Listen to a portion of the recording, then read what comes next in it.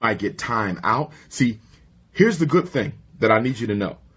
At his age, the most important thing in his life is attention. It's the most important thing in his life. So attention becomes your reward and attention becomes your punishment.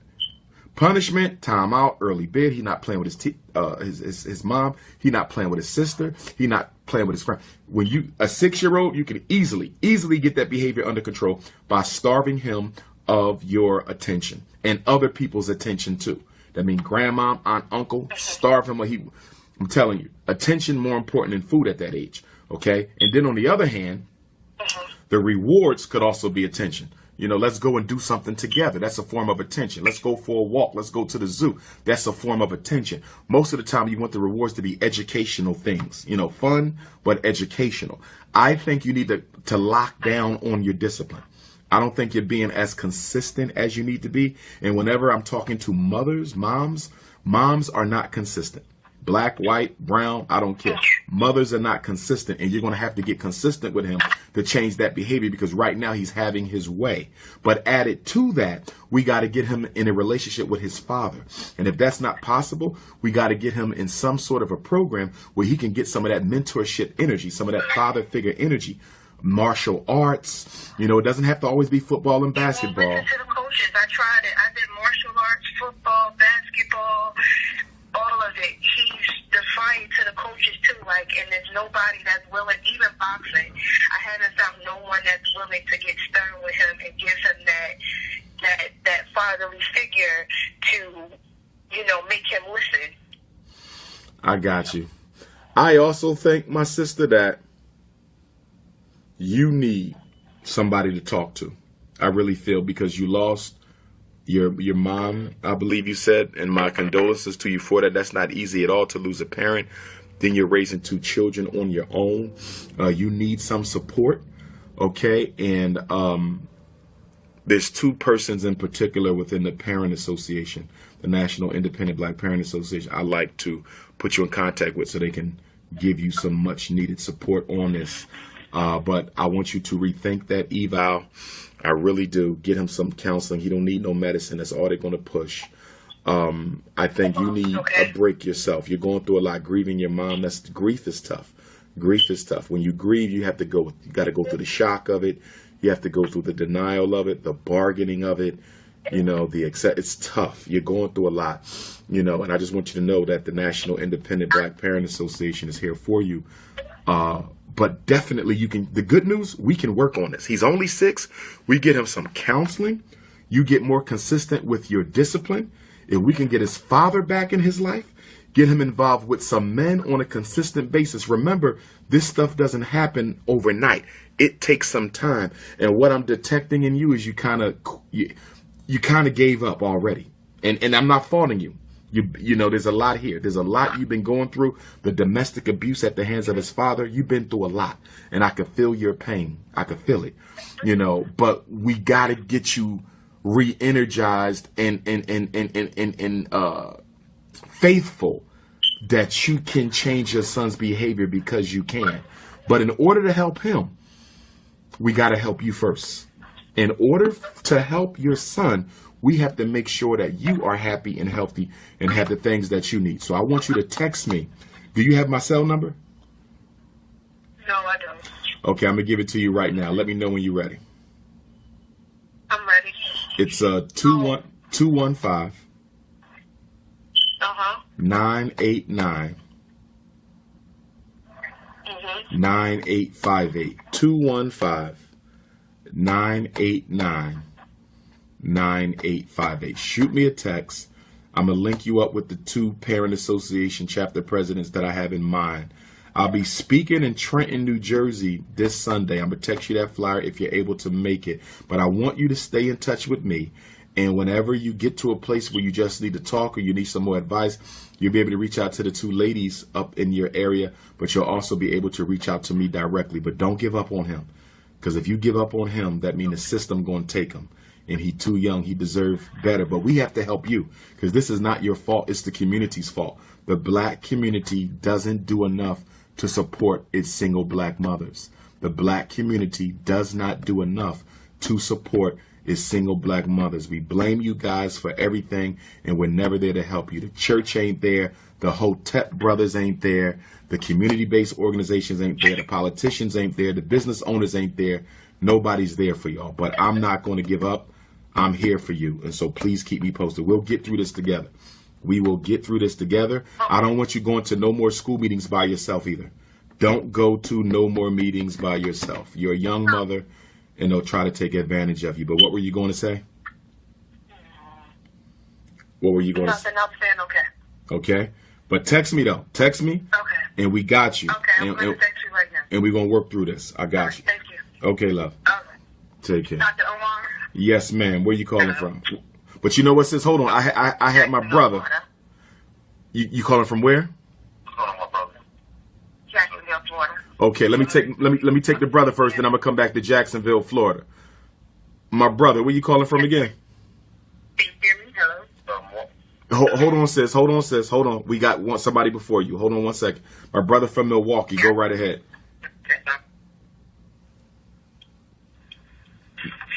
Milwaukee.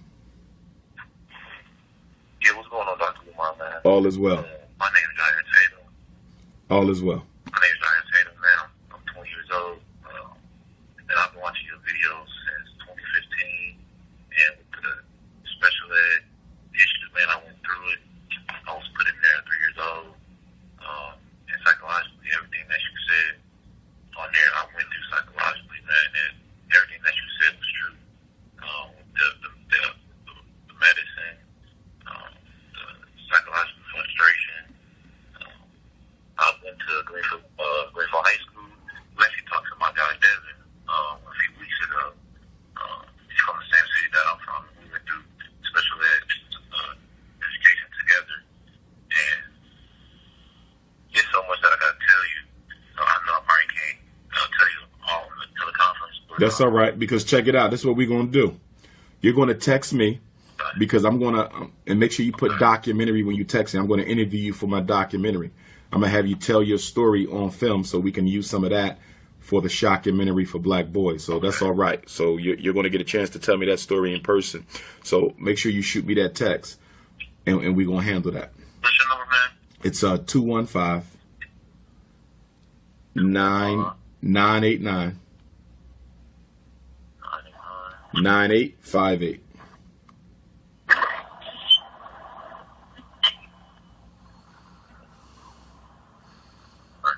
Did you get that?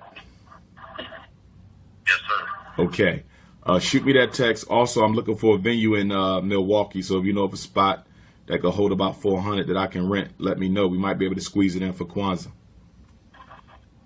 Okay, cool. And I got you one of the things I'm going to be looking on this city for you, man. Okay, will do. I appreciate it. Man. No doubt. And my mom, she wants to talk to you real quick, man. Sure. Go ahead.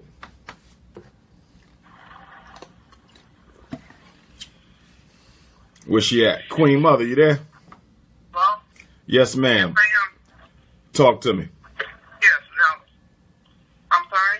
I said I'm listening. Talk to me. Okay, so Dr. Umar, I don't know too much about you, but I am concerned. My son and what's been going on within our household, trying to get him to basically start working. And he feels that nothing out here is for him, which is not true. And that the only way that he can make it out is YouTube, that kind of thing. So that's what we're dealing with here. And he's wanting to talk to you regarding certain things or issues or whatever within his life, which we have, as a parent and uncles and aunts and ministers, have talked to him about. But he feels that he needs to speak to you. So my concern is what was told to him, and to be, upfront with him with what he needs to do and not what he wants to hear. You understand what I'm saying? Okay, I follow you. How old is he now? He's 20. He's 20 years old. This is what we're going to do. This is 20 what we. years old. Go ahead. And he's been raised moral values and all of that, try to keep instilled in him. But somehow he's in my view, and that I know is off track. And his friend that he's with, I mean, they both did special ed and stuff, and the blame is special ed. But I know for myself some things that he needed assistance with. So I don't want him to make you think that it was just wrong totally. I got you. It's just whatever, what you got to take out of things. And like I tell him, you graduated from school, thank God. But his flashback or back is, but it was a 1.9, but still graduated. So it's almost like not looking at the positive side. You done it. If you went through it, there may be a reason for it. Take it for what it is and keep moving forward. And he wants to blame that whole thing on why he's not here, why he's not there. Like, everybody has failure. Failure sometimes is good for you. It's how you get up and keep moving forward, is what I'm trying to tell or teach him. Okay. And his whole thing is doing YouTube is the only thing in this world that's going to get him to where he needs to be. I'm telling him, guys, the Lord did not bring you here just to do YouTube. That's not true. I got you. And he thinks because of special ed that YouTube is the only thing that he can do. And I'm telling him, I'm a single parent here trying to work, make it work. I mean, and he's not pressing for it. It's like he don't have anything. This boy is privileged. Be in a decent neighborhood, decent house, but he still wants to fall back on this other thing. And to me, it's a crutch of, I just don't want to work, I want to do YouTube. That's not going to work here. Because I need you to get out and learn how to get to network with other people and, things of that sort. He just don't see it as a positive side. Right. So that's not that on. I'm trying to teach him as a man, you have to learn to work. You cannot raise children when you have a family and say, I'm just going to do YouTube. I'm going to put everything on the computer. We're going to be $1 million rich, and you don't have to pay for school. Where is his father, his biological father? Where is he? His biological father is deceased. Since when? Since your son was how old? He committed suicide. How old was your son when his father committed suicide? I know that guy, but I'm sorry? How old was your son when his father committed suicide? 13. Okay, now you know that right there, you just gave me something that has totally changed my interpretation of your whole situation. Okay, we're dealing with a young man whose father took his own life at the very same time when his son needed him most at the age of 13, going into his manhood years, the period, and I suspect that has a lot to do with why your son hasn't done more with his life. I suspect that has a lot to do with why, you feel he's become a YouTube addict. He's hurting. And I'm also wondering if you have been listening. I know you've been hearing him, but does he feel he gets an open, unbiased ear when he talks to you as his mother? Right. He feels that he doesn't. And as a parent, I'm telling him sometimes. We all know, we all have something. Yes, for one thing, has to raise 3 children. Now, I can sit here and I can waver and, I just can't do it because this happened. But somewhere inside you, you got to take pull it out of you and keep going. You can't just, you know what I'm saying? Right. Now, yeah, I was here, and I don't want to say suck, the word suck, but you know what I'm saying, with 3 children. Okay. What are the ages of the other children? My oldest, well, now he's 30, but when it happened, how old was your mom? He was 13? Okay, so he was 23, and my daughter was 16.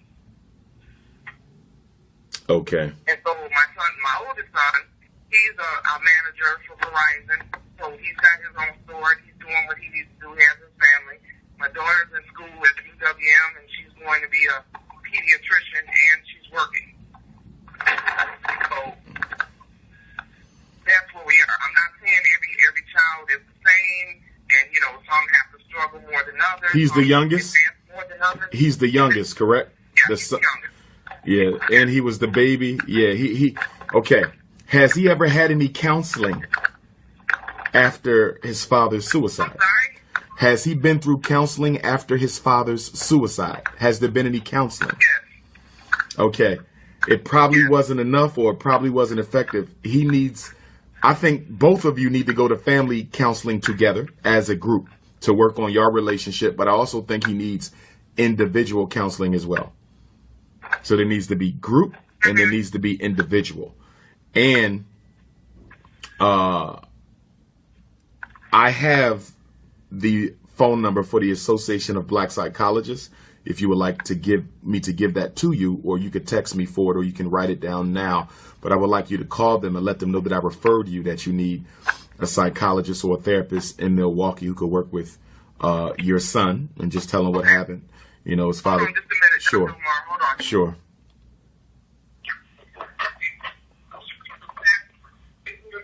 I told him, I said, well, we know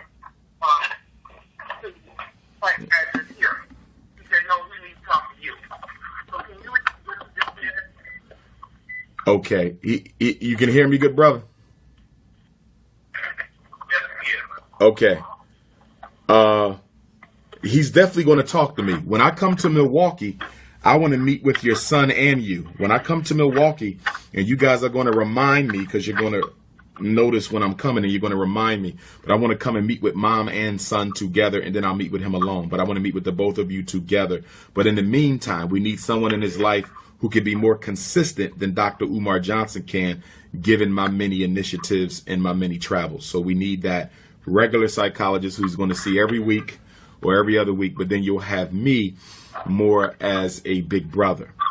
That's how we're going to do this. So let me give you the number to the Association of Black Psychologists. Are you ready, Queen Mother?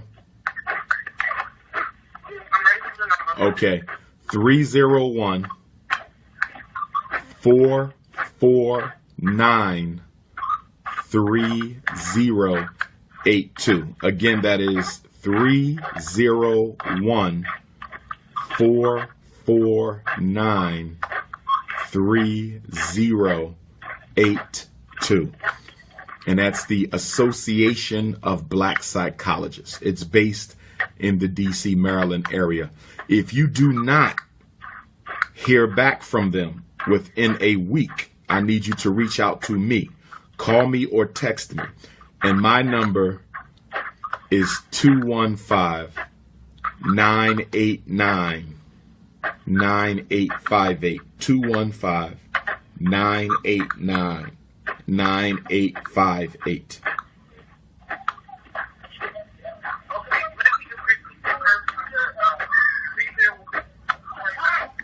Come closer to the phone, Queen. I can't hear you. I need everybody to mute your phone.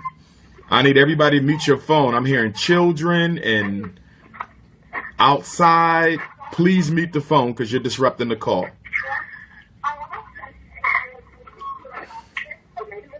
Jeez. Okay, we got to do something about those children. Who is that with the phone on speaker?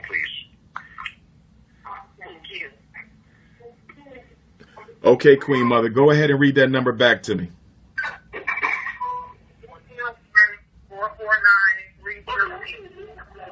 Yes, 301-449-3082.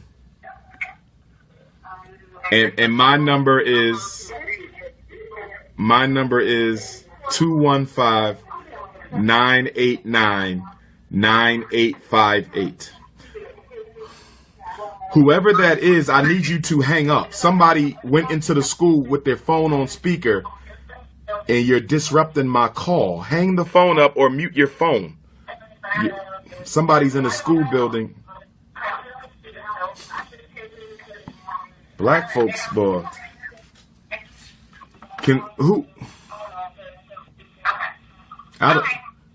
Is that you, Queen Mother? I don't think it is, because that sounds like a school. Somebody's talking to the school staff with their phone on and messing up my whole call.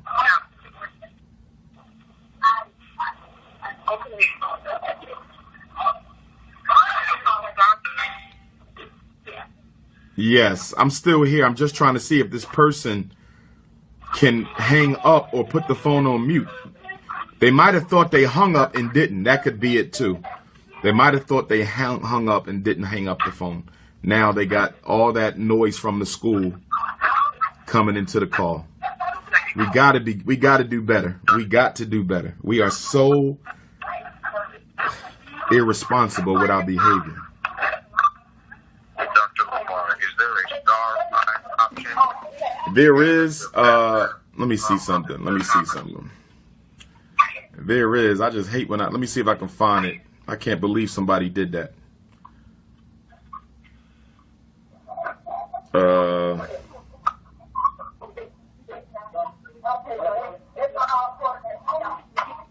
Gosh.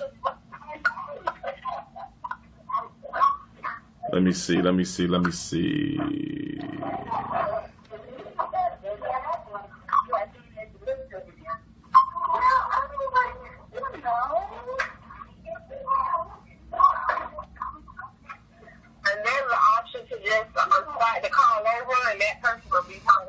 I don't think so. I think they stay on. I'm going to hang up and dial back in, but I think they stay on. If anyone knows what the option is, just tell me what it is. It's free conference call. Everybody hang up and dial back in. No, she'll still be on. I think she'll still be on. Let me see.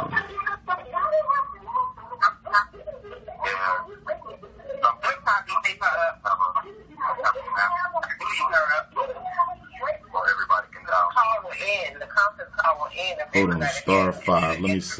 Let me see if this does it. Let me try something. We gotta do better than that. That's not it. To lock or unlock.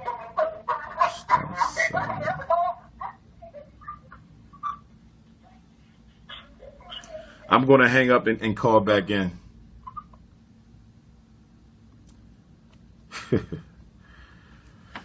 We got to do better, black folks. You cannot mess up a conference for parents because you got your phone on, forgot to hang it up, go into a school with your phone on speaker. You got to just be more responsible than that. We have to stop sabotaging our work for our people this way. It is sickening.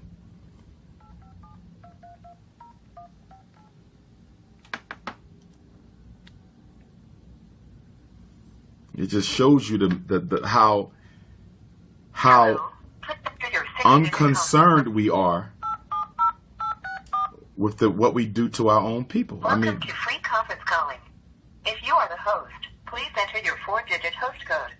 If you are not the host, please press the... We will now connect you to your call. There are 20 attendees in this conference. The host has joined the conference. Okay, we back. Praise the Lord, it's gone. Hopefully that wasn't intentional.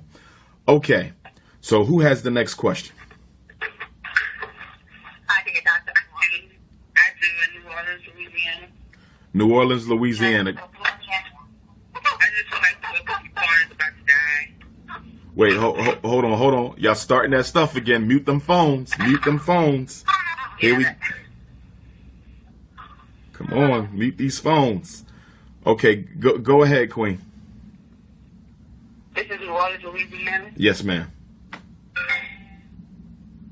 Yes. I just had a couple of questions. But first, I wanted to ask you name some books that were good to read about bad conditions. Can you put that on your Facebook page or put that in the messages? So yeah, I'll put it on my Facebook page, and you can also text me for it if you want. Okay, yes. And then you said something about Philadelphia earlier. You have to answer that right now, but I was trying to find out what you said because I couldn't hear you. I was talking about immunizations. If you text me, I can text. You said something about... yeah, I'm about to say it now. Listen to me. Philadelphia in your state. Yeah. And I was just wondering what you said. But anywho, you don't have to answer that right now. But Okay. my question about vaccinations was about if you started vaccinations, what do you think about abruptly stopping them, or at what point did you stop them? Did you get, like, if you started a Hep C vaccine, something like 3 seconds, would you stop in the middle of the vaccination and you decided you don't want to vaccinate anymore, would you keep that or something? Or, I'm just wondering, or are there vaccinations that you feel are safe, or ones that you feel like some should get, or what? Okay. Can you hear me? Yes. Okay. I don't support vaccinations at all, so there's none that I'm going to give you that I'm safe with. As far as stopping and starting, you don't take vaccinations every day. You take them on a schedule, so it's not really, it's not like somebody taking medicine that they need every day.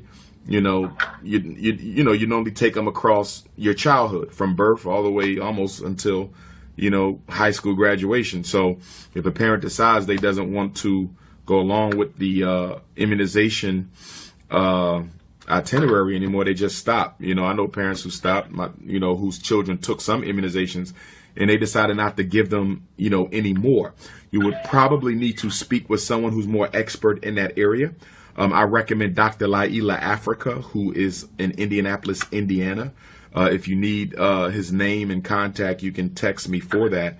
There's also Dr. Curtis. I'm not sure if he's a doctor, but I'm going to call him a doctor. Dr. Curtis Koss, Scott Whitaker. There's a lot of people who are in, that industry who can give you, some better advice than I can, in terms of stopping and starting and that type of thing. But I don't support any immunizations. But if you would like to see whether or not you live in a state that, allows personal family belief exemption, religious exemption, medical exemption, I mean, you could Google it online or you could text me for the map. I'm home with my kids, and I had stopped vaccinations a couple of years ago.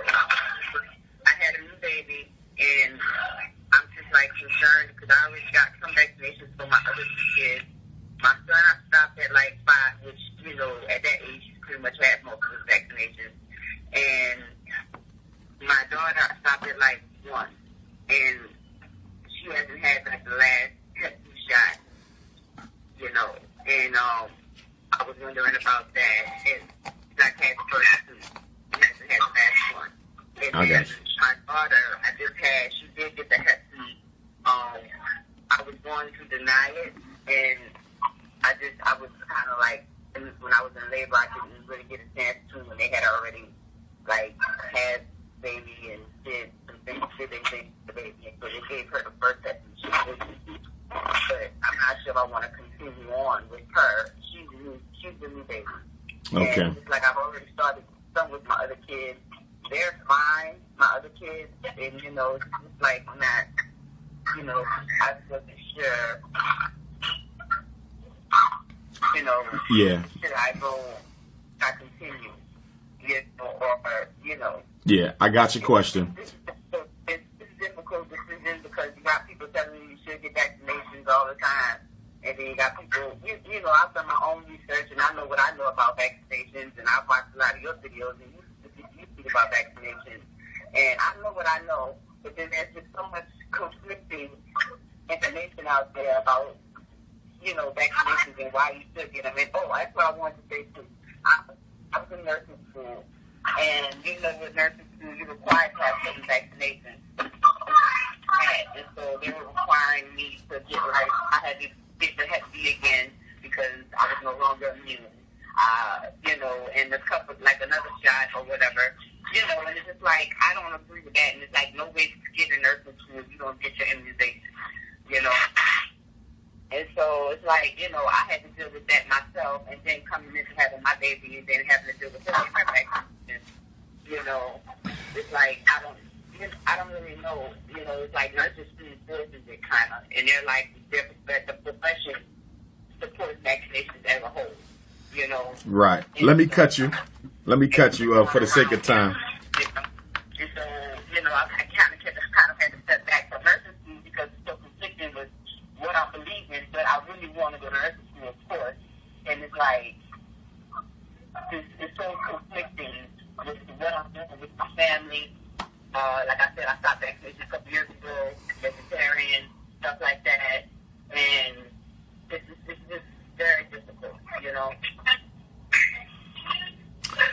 I got you. Okay.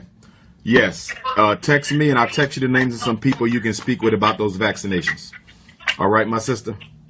Okay. Okay. All right. Thank you. No problem. Thank you. Dr. Umar. Yes, ma'am. And please list those books, too. Say that again. Those books. List those books. Text me for the books. I don't need to say them. I could just text them to you. You have my number? I have it. I believe it's somewhere on the Facebook page. I can find it. I give it to you now. It's 215-989. 215. I'm typing it. 215. 989-9858. 9858. Yes, ma'am. Okay, thank you so much. Okay. Thank you. Thank you. Everybody mute your phones, please. Please mute those phones. Mute your phones. Yes, ma'am. Where you calling from? Jacksonville, Florida. Florida. Oh, where at in Florida? Jacksonville. Jacksonville. Go right ahead. Okay, in regards to immunizations, my son is 17, so of course he's had all these shots. I've just become, wise about immunizations here recently. So he's getting ready to start college in January. And I was looking over the requirements and everything, looking over the fine print. And I was wanting to know, because you said personal belief, you used that particular term. So as I was looking at it, because it said he had to have the meningitis shot, if you were under 22, and they had to have it before January. I just noticed a couple of days ago. But it says the student is not required to submit evidence of receiving the vaccination if an affidavit signed by the student stating that the student declines the vaccination for reasons of conscience, including a religious belief. So reasons of conscience, would that be personal belief? Yes. Okay. That's what I wanted to know.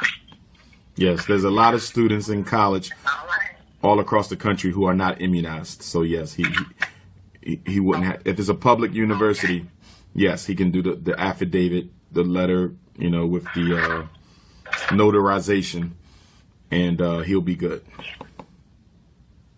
Okay, then. That's what I needed to know. No problem. Thank you. Thank you. Thank you. Next question.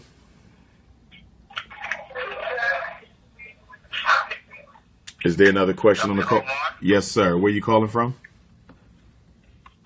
Connecticut, sir. How are you this morning, sir? All is well, sir. I'll be speaking in Connecticut next Thursday, the 19th, Hamden, Connecticut.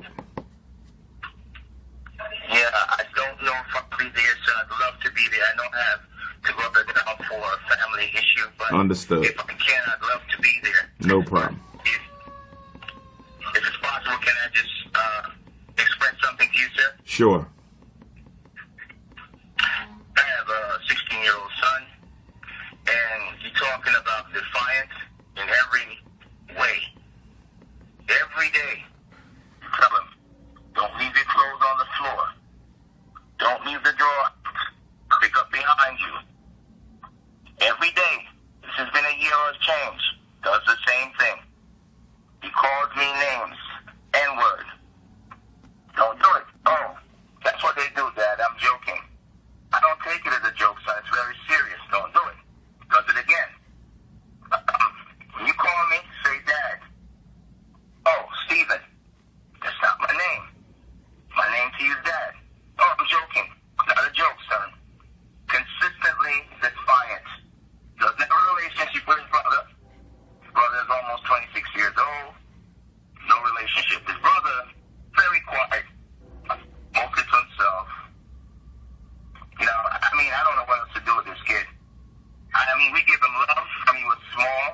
I say, listen, son, black men are an endangered species. I'm trying to save your life. You know nothing about the ghetto. I grew up in the ghetto, and I survived the ghetto. You have no clue what the ghetto is. You're living in Connecticut, in the suburbs.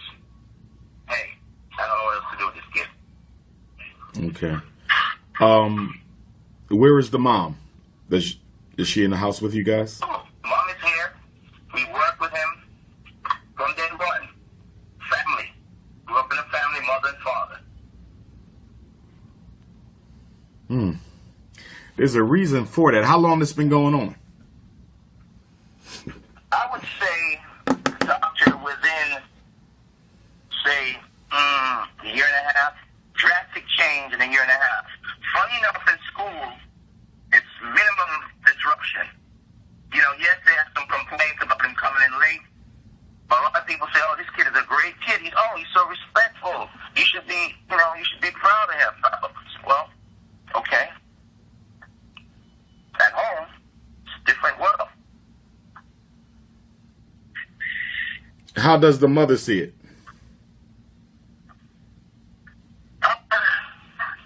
She sees it as, you know, that maybe I gave him too many things. You know, she feels that I beckoned to everything he needed. But, you know, I tried to give him what he needed.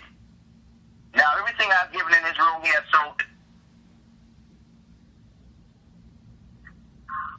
Okay, so you're talking about being spoiled. He wanted a moped, and I refused to give him a moped.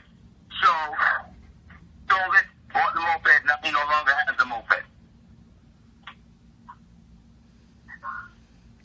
Okay, so he's been spoiled, you would say.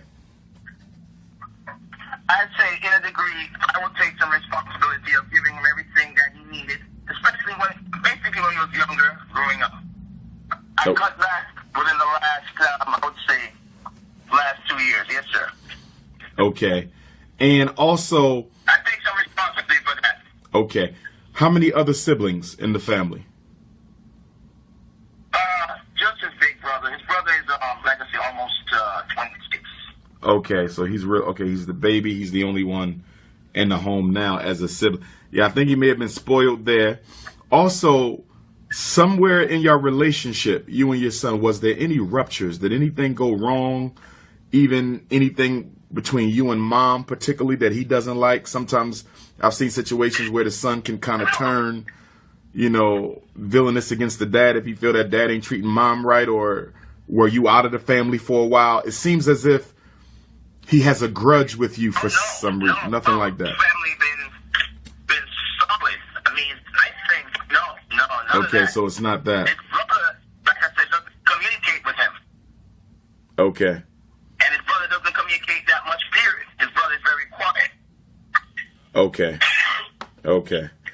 I mean, it could be a pure issue of him beginning to smell himself, figuratively speaking, and you might have to check him. I mean, it could be a thing where he wants to be like everybody else in the hood. He's trying to, you know, become that gangster, if you would. And you may just have to put him in his place. It could purely be that. It's just that from a psychological standpoint, I try to look at some of the other variables that could go into it, because it's normally not that simple. Most of the time, it's normally just not that simple, but it could be. It could very well be, you know, that he's in them teenage years where he's trying out different identities and he's seeing friends who get away with disrespecting their parents and he's trying to try it himself. You know, so you might just got to have a serious conversation with him, because he's almost at the age. He's already at the age of being an emancipated minor at 16, but he's even, you know, close to being an age where he'll be a grown man and you don't have to be under this roof. So I think y'all going to have to make it clear to him that there's rules to living in this house, you know, once you turn a certain age. And if you don't follow those rules, we will put you out. So it might be time for that conversation. I hope it isn't, but sometimes you do have to give that tough conversation. Well, you know, Dr. Umar, here's the thing, and thank you for saying that. Everything I say to him, I don't care. I don't care. I'll survive. I don't care. I say, you don't care. Yes, you don't have a clue.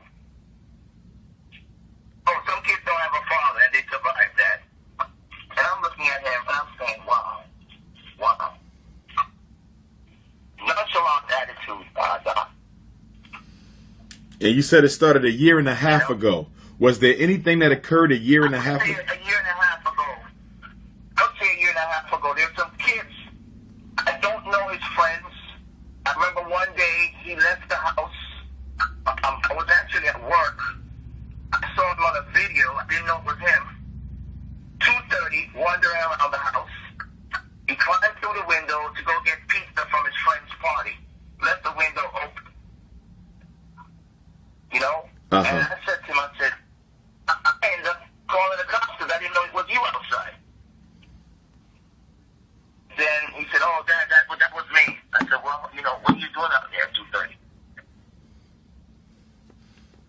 Okay. So, I mean, just things that, I mean, it's just so abstract when intelligent. He's a highly intelligent child, not because he's my kid, but his grades is not reflecting that, even though he's so intelligent.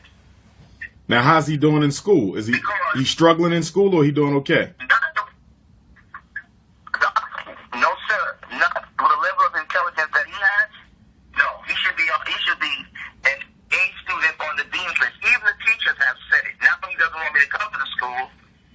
When there's a teacher's meeting, he doesn't sign up, so I don't know. Okay. Okay. But he could be on the dean's list if he applied himself. And the teachers have said that. They say he's a brilliant boy if he just applied, he's given just the basic minimum. Right now he's all in, 60, 66, 70? He said, I'm passing. I said, that's not acceptable to me, son. Right. You want the best, but that's not acceptable to your dad and your mom. Oh, I'm passing. Now, let me ask you another question. Is just nonchalant. I got you. Your relationship with him, is there any opportunity for the two of you guys to just hang out? Like, yes, do y'all spend time together, you and your son? Or is the relationship purely about him needing to do what he needs to do as a child? Like, is there any, fun to the relationship between you guys? Or if I was to ask him, what is the problem with your dad? Would he potentially say that it's just all criticism? I only hear from him when I'm doing something wrong. Like, are you guys have y'all built a relationship outside of you needing to be the disciplinarian? Excellent question. For me, was small, I did everything I could. If he wants to go skate up to the skate park, whatever he needs, bike riding, I would take him. His main thing to everybody is, my dad is overprotected. He's overprotected. Hey, you know what? I'm trying to save your life. I'm trying to tell you the dangers of what up there. Yes, I'm overprotected because I want you to at least understand that's a serious world out there for young black men. So that's his main thing with me. You're overprotected. I don't worry about you like how you worry about me. That's his exact quote. Dad, I don't worry about you like how you worry about me. Why do you worry about me? Direct quote. I got you. I got you. I don't know. I'm not giving up on my son in no way. Exactly. Ever. But at the same token, I told him, you got to respect me. I'm your father. Oh, Dad, I respect you. No, you don't. Not the way you talk. The other day, his friend was here. The guy heard him. We were doing some work in the house. The guy heard him. He said, did the boy just curse? He forgets sometimes. I couldn't believe it. So I walked up to him and said, you realize my friend heard you curse? We're fixing something. Oh, I didn't say, you did it, because he heard you. Yeah, So, I just don't, I can't comprehend it. I mean, we both as a parent try our best. And he annoys us to no end when he comes in from school. He wants it, he'll walk behind you a whole hour. He wants it, If he wants something, oh God, you can't get rid of him. But if you want him to do something 3, 4, 5, 6 days, still ain't done yet. You take the phone, you cut the phone off, he finds a way to use the phone. He says, oh, Dad, don't mean nothing. I can use it when there's internet. He said, what? So, I mean, where do I go? I mean, I don't want the school to label him. When he was younger, they tried, but I didn't go with it because I had a meeting. Just like I heard you said before, even prior to knowing you recommended this. I met with them. Okay? But the school, he's in high school, strange enough, they think he's a great kid. Other than he gets there late with a few disruptive issues, but they think he's a wonderful kid. Oh, he's so respectful. Yeah, but I wish you would show that at home. Let me ask you a question. Because you mentioned, him saying that you were too protective. Is it possible that he feels like you're smothering him? Like, is he allowed to, do things children do, like go hang out for a little bit? Are there things he wanted to do that you didn't let him do that he felt he should have been able to do? Because it sounds like he's rebelling against, I'm getting a sense that he feels like he's being smothered too much, that he's not being allowed to grow a little bit into being a man. Any thoughts on that? In the younger years, Doc, yes, I wasn't directly let him go and just hang out the street. Now he goes he doesn't even let me know. He'll say, okay, I'm just going to the park. You know, sometimes he doesn't even tell me that. Sometimes he's gone for like 2 or 3 hours. Where are you? I call him, oh, I'm playing ball in the park. Okay. What did I tell you? I want to know specifically where you are. Oh, I'm at a friend's house. What's the friend's address? Why can't I know who this person is? Oh, yeah, I don't want you to come there and make me feel bad. I said, no, I'm not going to come there. I just want to know that hopefully if there's an emergency, where you are. Right. I think I need some counseling, a couple sessions of family counseling. I think, you know, to have that person in the middle, be that mediator in a safe, comfortable environment where he feels like he can speak without being cut off. You feel you can speak without being cut off. That's what I think. I just think that the two of you are missing each other, but I think we can rectify it, and we want to do it now before it gets out of hand, because I would hate for it to get to a point where you feel you have no other choice, you know, but to physically put him in his place, and we don't want that. So I think it's time for that dialogue.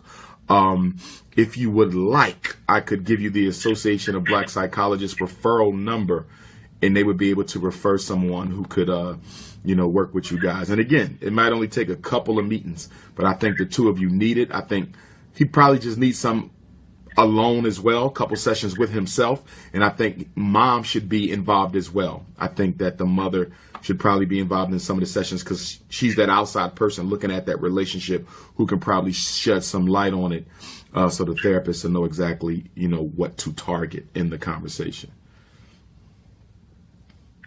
May I say something, though? Sure. I mentioned to him this about 3 months ago. I said, I'd like you to go and talk to a counselor with me. He said, no, I don't want to speak to no idiots. Just like that. And I said, son, somebody with a PhD is an idiot? Oh, they're ignorant. They don't know this generation. They don't understand what we are about. I said, what on earth are you talking about? I said, that sounds like madness, son. I said, speak to somebody. I'll be there and just express to them your thoughts. No, I don't want to go. Okay. Okay. So, you know, But you're going to have to make him go, though. I don't know. You're going to have to make him go, because he needs to go. Yeah. You know, because honestly, he getting a little too far out of hand. You know, y'all might have to give him his walking papers soon. You know, I would make that a condition. Listen, son, if you stand under this roof, you're going to have to go to these meetings. You know, he shouldn't have a choice in that regard. Y'all going to have to make him go. Yeah, no more asking. You're going to have to demand. You're going to have to tell him. And, you know, it's funny. Like he said, oh, I'm not going to be like my brother. I'm not going to be in the house. By 18, I'm gone. I said, well, I'd like you to go in the military. Maybe you'll get some guidance there. Oh, no. Oh, no. No. I don't want to be rich. I said, how are you going to be rich? I said, that's a good idea, but I'll be rich. I said, okay. I said, this is what I'm trying to guide you. So, if you do become rich, I'm glad that you feel you're going to be rich, that you even have some guidance and some respect, and not be deceitful, because deception in any business, you won't last long, son. Right. I said, nobody's going to trust you if they can't keep your word. I said, Mom and I tell you things for days, for weeks, for months, years. Still do the same thing. Now, if you get into business and you can't be trusted, you will not last as a business person. So, you know, you take it from there. Right. But, you know, it's just that he doesn't keep his word. He expects you to keep your word. And every day you tell him, why is the drawer open? I told you that last night. Don't need to have the drawer open. And the craziest thing is that he goes to the living room of all places to get dressed. He leaves his bedroom and down the living room to get dressed. He has everything laid out in his living room. I said, what on earth are you doing in the living room and the dining room area? That's off limits. Right. Okay? And he's down there getting dressed. One. To me, it's insanity. I couldn't go in the living room and dining room. I got you. I got you. Let me suggest this as well. Maybe me and him need to have a conversation. Ask if he's interested in speaking with Dr. Umar. And if he is, send me a text message, and I'd like to talk to him just to get his perspective on things as well. Do you have my cell number, brother? Yes, sir. I certainly do. Talk to him and see. Definitely done that when he comes in from school. Yeah, and he can text me himself. Tell him he can text me himself. Yes, sir. Yes, sir. You could tell him he could text me himself. You spoke to my dad. He called in today. We're from Connecticut. I'll remember who it is, and I'll hit him up, and me and him can rap a little bit. Yes, sir. All right. I'd love to hear what he would tell you if he'd be willing. Definitely. We're going to do that. Make sure he does that, and after I talk with him, you and I will conversate again. Yes. Okay. I will tell him, I'll give him your number and hear if he's willing to do it. I don't know, Doc, if he's going to do it, but I'd love for him to do it. Yeah, give it a shot. Give it a shot. If he doesn't, let me know. Yes, sir. I'd like to thank you for your time. This is just wonderful that you extend this to our people. I really appreciate this. Thank you, sir. Thanks a lot, Barbara. Thanks a lot. We're gonna get it worked out. Thank you, Doc. All right now. I'm humbly appreciative, sir. I mean that sincerely. You know, because a lot of people don't get back when they get to the level. Yes, at the sir. top of the ladder. They don't get back. True. Very true. Very true. Appreciate you. Appreciate you. All right now. Peace and love. Thank you, sir. Thank you. Is there another question on the call this morning? Yes, sir. Where you calling from, my brother? I'm calling from Fort Lauderdale, Florida. You were just down here not too long ago. Yes, sir. And I'll be coming back down there probably next week. There's a school for sale in Fort Lauderdale that I'm going to be visiting within the next week. But go right ahead, my brother. Oh, that's cool. I would like to know actually where that's around. Yeah. Okay. I'm a new parent, and I'm not sure on how should I get involved with the PTA and committee board meeting because they got a school fundraiser for the PTA, which I'm not involved in, and I'm not sure how I should go about this. Should I really be involved in the PTA like that? Because I'm off during the morning, but I take care of two other of my kids, and while I'm gonna say the mother of my kids goes to work during the morning, and I take care of the two before she gets here. So I'm not sure how would I schedule that should I even be participating in the PTA period? I think you should, because we should always know what's going on with our children. However, your participation in the PTA should not replace the need for you and the other parents in that school district to organize to fight for change. Understand something. The PTA to the public school is what the black politician is to the white power structure. It's what the NAACP is to the U.S. government. It is not there to really help our children or our parents. It is there to give the impression that they actually care and that you can affect change within the system. Okay, so the PTA is the NAACP. And and not to knock the NAACP, they've done some good things, but that's not an organization founded by us. The NAACP is a white organization that they use to control the progress of black people. The Parent Teacher Association is a white organization that they use to control, how much change they're going to allow black parents to make. So I think you should be there for the information, to be the spook who sat by the door. Okay. But then y'all still need to organize outside of that with the National Independent Black Parent Association. Okay, that's cool. I like that. Okay. So now, with that being said, now I understand you suggest I get involved. Now, just so happen I do not get involved with this fundraising that they have for the PTA. Should I have my kid even participate in it if there's no involvement, since it's a white organization and collecting funds and the donation helping sell donuts? If I'm not a part of it, I don't think I should even help fundraise, right? Well, it depends. It depends. What are they raising money for? If it's it doesn't say nothing. I would have to find that out. I wouldn't. You know, I would have to find, if I think it's like if they're raising money for the kids to do something. Okay, what's all this background noise? A lot of background noise. Mute your phones, mute your phones. Too much static. Mute your phones. Is that you, my brother? What's all that noise? No, that's not me. That's not you. Okay, I got you. Okay. That's not me. I need somebody to mute their phone. Too much feedback. Come on, y'all. Mute them phones. Somebody getting out their car. Don't have the phone muted. We in trouble. Somebody is in the car with the door open and wouldn't. Come on, y'all. Mute the phones now. But I would find out what the fundraiser is for. In other words, you're not going to use my child as no money dummy. My child is not no money dummy, because sometimes you got schools who use the children as money dummies. A fundraiser for this, a fundraiser for that, and then you have to step back and say, wait a minute, don't you get money in your school budget for this? Why is my child out here raising money for something that you get that is itemized in your budget?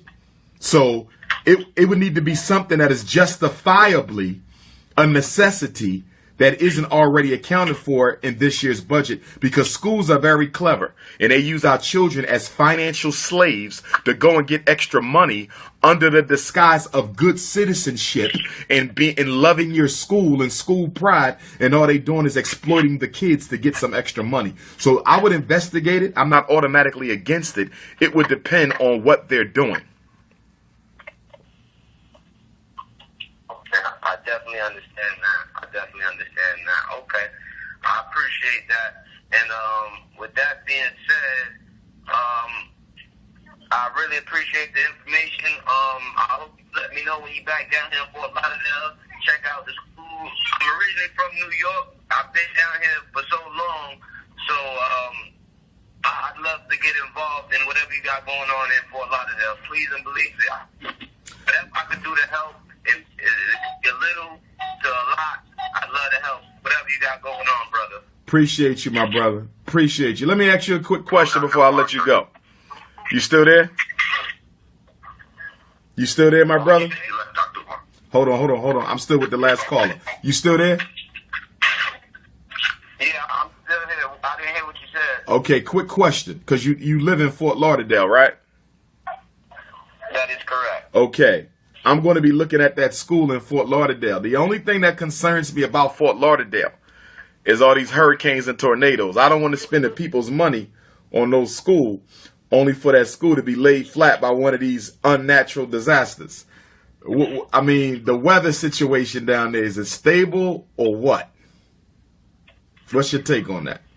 Well, I think look at this, Dr. Umar.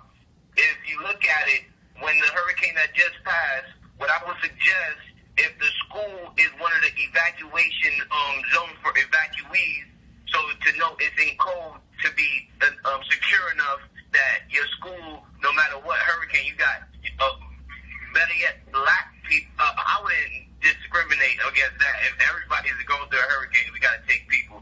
But if it's one of those schools where it can withstand a hurricane powerful enough as Irma that just passed, and you can take in evacuees, that's definitely a secure school, hurricane or no hurricane. You get what I'm saying? I feel you. So I need to check into that. Now, if it doesn't have that certification, then I might got to fall back. I was against that as well. Correct. Got you. Okay. I appreciate that. Yeah, not a problem at all. I'm here to help. Whatever you got going on, I'm a new parent, so I'm gonna be on this line quite well. Hopefully not a lot. I wouldn't be needing help. Hopefully it's easy breezy, but I'm prepared for the words with you, man. Got you. Appreciate you, bro. Yeah, no doubt, bro. All right, no problem. All right now. Sir. Yes, sir. Where you calling from? From Connecticut. Connecticut. I'll be there next Thursday. Go right ahead. Yes, sir. I'm going to try to make it to there. Go right ahead with your question. Yeah. My name is Jay Carter. I'm actually from Connecticut. Huge fan of yours. Huge follower of yours. I'm actually 30 years old. I'm married to a black woman the last 6 years. I'm actually a college football coach. All right. And after listening to you the last few years,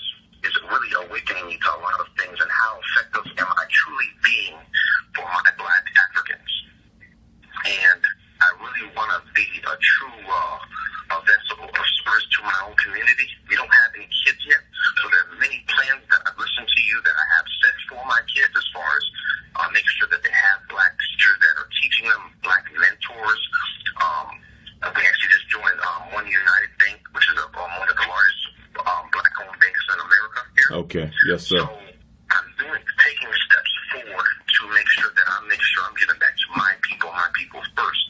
I just don't know. I'm in a profession. I'm in college football. I'm a college football coach. So I'm in a profession that's dominated by white males teaching and directing black male athletes.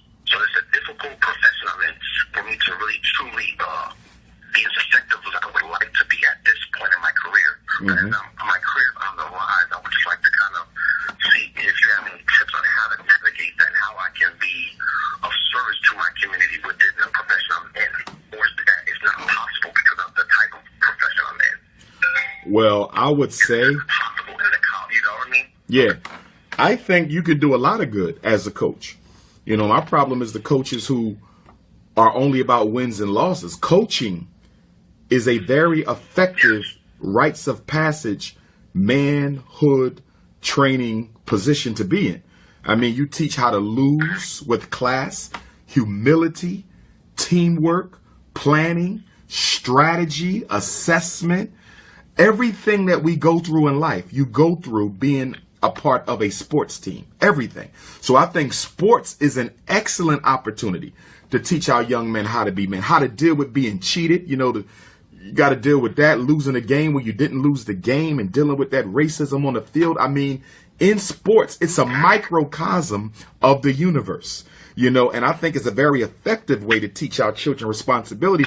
The problem is the financial side and the ego side and the competitiveness sometimes undermines the value, you know, of what sports brings. But I think sports is an excellent way to really help our young men. Everything they need to learn, they can be taught on that team. Everything. It's all about the coach and whether his priorities are in line. Nothing wrong with winning, nothing wrong with competition. That's a part of life too. But at the expense of character building, at the expense of teamwork, you know, that's when I begin to pull back. Because in the last couple of years, I've had to recommend to parents to take their children off of certain teams because I thought the coaches were toxic coaching, you know, who were traumatizing the children, abusing them emotionally, you know, for losing games. I mean, really, you have too many coaches who are trying to relive their life through their athletes. You know, he's not you. This young man is not you. You cannot burden him with the obligation of winning because you lost. You know, because you lost the state championship, you cannot make it the be all and end all of these young men's careers to win the state championship. You know, if they lose, they lose. That's all right. At least they tried. But to berate them and belittle them and negatively criticize them because they could not achieve something for you that you couldn't do for yourself is unfair. You know, but if you're doing the right thing, and it sounds like you definitely are, you know, I think that position you're in is a good one. You know, you could probably add to it, have them read certain things, watch certain things, discuss certain things. There could be a study group component to being on the team off season, you know, that doesn't interfere with the, you know, the seasonal activities. But I think it's a good position to be in. I think it's a very good position to be in. Got it. I appreciate it. I'm going to try to make it to your event coming up next Thursday. However, I do get off. I get out of practice at 6:30, and I know your event starts at 6 o'clock. I hate to be late to things, but I know that day is probably going to be sold out. I'm going to try my best to try to get out of practice early just for that. Yeah, and I think you'll be fine because even though we say we get started at 6, we usually get started closer to 6:30, 7 o'clock. So I think you'll be fine. And you can get the tickets at the door or online. Now, online, they're $20 for all of my events. At the door, they're $30. And it's free for children 17 and younger. So if you're able to bring your boys on the team, you know, consider that as well because there's no fee for 17 and younger. Got it. And I know, just to add this last part, I just know that based on a lot of the values and the principles that you teach on, it makes you so aware of where you stand and what are you really truly doing for your community. It really makes you question and look in the mirror at yourself as a black man, as a black woman, or whoever you are. So that's why I know I'm going to get pushed back as my career rises in this profession because a lot of the values and principles that you teach on They're not. But that's when you. A level of sacrifice that has to come with this. That's why I wasn't sure if there's certain professions that you see like, hey, you can only go so far as profession if you truly want to do the work for our people. I wasn't sure if you had that opinion or not. Right. If you truly want to do the work for our people, there's certain professions that you may not be able to truly rise or be successful in because of what you stand for. That's true too. Is that the case, or is it really not the case? I don't really know. But it's just. Yeah, it is the case, and it also is not the case. It's both, because, you know, you can only go so far, but at the same time, we do need people in those systems because our children are there. You know, if all black teachers quit the public school system and most black children go to public school, where does that leave our children? If all black coaches stop coaching at the white schools because they're racist, where does that leave the black kids who go to those white schools? You know, so I'm very much, you know, a proponent of independent institutions, but at the same time, I'm very much a proponent of making sure that we have people there to protect our children. I remember I was at this one school, and I was assistant principal at this charter school, and I was going to leave, and all the teachers like, we leaving with you. I said, I can't. And they said, why? I said, because if everybody leaves, who's going to protect these children? I said, the minute I leave, they're going to try to suspend half those boys because I kept them from suspending and expelling a lot of the black kids. I wouldn't do it. But I knew once I resigned, that's exactly what they were going to do. So I told the teachers, I said, some of y'all have to stay here because if we all leave, you know they're going to expel those boys. If you don't have no black people here to put up a fight for our kids, they're done. So until we have enough independent schools and institutions to look out for our children, some of us have to stay there and fight while the others build on the outside. Got it. Thank you, my brother. I appreciate that. No problem. Thank you. Is there another question on the call? Hi, I just came.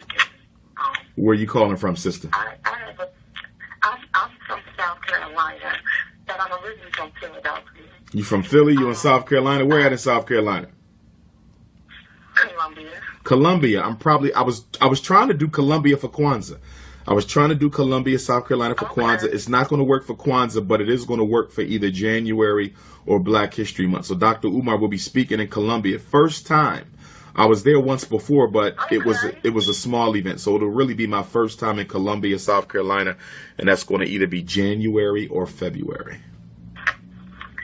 Okay, that'll be great. I look forward to that. I forget how I just brought your attention, but I admire the stuff that you talk about our young black men and females. And I listen to you a lot. I even put my daughters on listening to you. And I'm one of those females that I don't remember the exact YouTube I watched with you about if we reach out to our kids instead of having, you know, the Caucasian people reach out to take care of our own kids. I'll just say this, not to be long-winded. My mother and I encountered some children because I'm a preschool teacher. And they're in no relation. And we take care of 6 of them. And we take care of them 3 boys and 3 girls. The mother, I'm not going to say she doesn't love her children. I know she does. She's just not mentally capable of taking care of her children. Her mother and I befriended each other because we worked together. So, in turn, she didn't want them to go in the system. So, a co-worker and I at the time, there's only 4 of them. I took the 2 girls, she took the 2 boys. The mother was pregnant at the time with the 5th child, which is a girl, and she asked me to take her. Not thinking at the time I could that yes, and the 6 weeks I couldn't stay out of work. So my mother, who was retired, you know, stepped in so she would help. And she took her for 6 weeks, and then she didn't want to give her back. So I, you know, didn't make a big fuss because my mother, like I said, she was retired, and all of us are grown, so we're no longer home. So then the young lady got pregnant again with the 6th child. And she kept asking me to get our kids and our kids down. And I was like, you know, asking, what do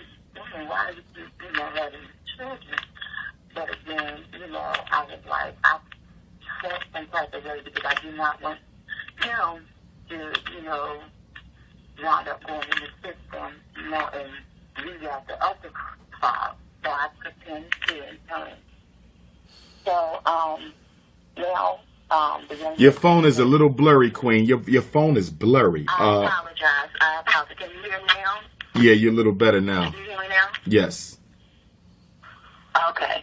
So now the young lady that took the two boys, she became pregnant, and she could no longer care for them. So my mother stepped in, and she took the two boys. So now my mom has the two boys, and the little girl, and I have the two oldest girls and the little boys. Okay. The system, the DSS system down here, one of the statements they made was that she had been in the system too long in the first place. And I don't know if you recall, but a few years back, DSS had got a big backlash in here because they, in 2 to 3 years, over 400 kids had passed away in their care. So they had a big thing about that. So eventually, in 2015, they took their hands and washed their hands of her and took her out the system. And they was, because she wasn't complying with the things that she needed to do as far as getting her kids back, which she wasn't. I can vouch for because I tried to help her myself. So when they took their hands out of it, they totally took their hands out of it. Like they offered no assistance or anything. Mind you, my mother and I never, since we had those, and we've had them for 5 years now, we pay for these kids out of our own pockets. The only thing that we get is food stamps and medical assistance to them. Yes. So they totally washed the hands of the children. And so now, last year, my mom took ill. She had a massive stroke. So now I care for my mother as well.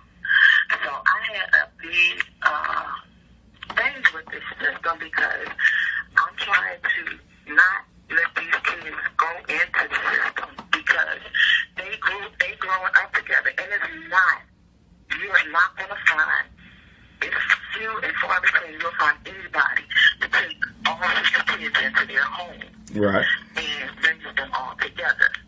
That's not that, especially out of their own pockets. That's never, ever, that's rare that you'll find that. And I'm not saying that the kudos pat myself on the back, but this is what I was telling the DSS worker yesterday when I was talking to her. Yesterday when I was talking to her because I had a hard time getting somebody to come and talk to me because they felt like because the case was closed, basically, what am I doing here? And I told them, I said, well, one thing I had thought about moving out of state because my mom, the services that she gets down here is minimal compared to me taking her back home to get the services. And I wanted to know, was it okay if we took the kids with us? So which they told us, yes, there's nothing in there that said that we could. And I said, well, yes, it did. I said, we were told in the report paper that if we moved, we had to come and talk to y'all before we did so. And that's what I'm doing. And another thing, because it's 6 children, another friend of mine, she came and stepped in and volunteered to help me with 2 of the 3 children that my mother had. Now, there's also a clause in the court document that says that there should be no third party to help. But again, we're trying to keep the kids out the system because we know it takes a village to raise the kids. And I grew up in the old school. My grandmother's house had always been open to whoever needed a place to stay. My mother's house has always been like that. And I'm like the 3rd generation, and that's how I am. So my friend, when she decided to help, I kept getting backlash from trying to get them in school because she's not on the paperwork to allow them to come to school in her district. So I had to go and talk to them, explain to them about the situation, and they allowed them to go for this year, and every year after it's going to be a problem. So I talked to the lady yesterday, and I told her, I said, I don't see why y'all are giving, I'm getting such a hard time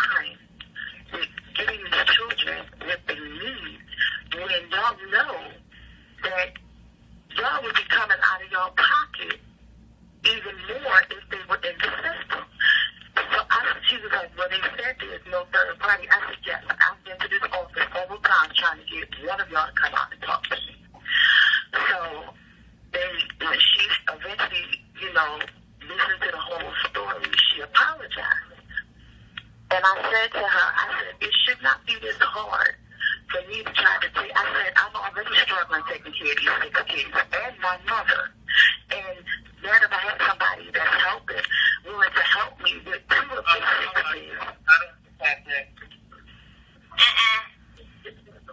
Is that your phone, Queen? Who's that interrupting? I'm sorry. Okay. Is that on your end? The 2 sisters talking? No, I thought that was on your end. Okay, that must be someone else. Mute your phones, family. Mute your phones.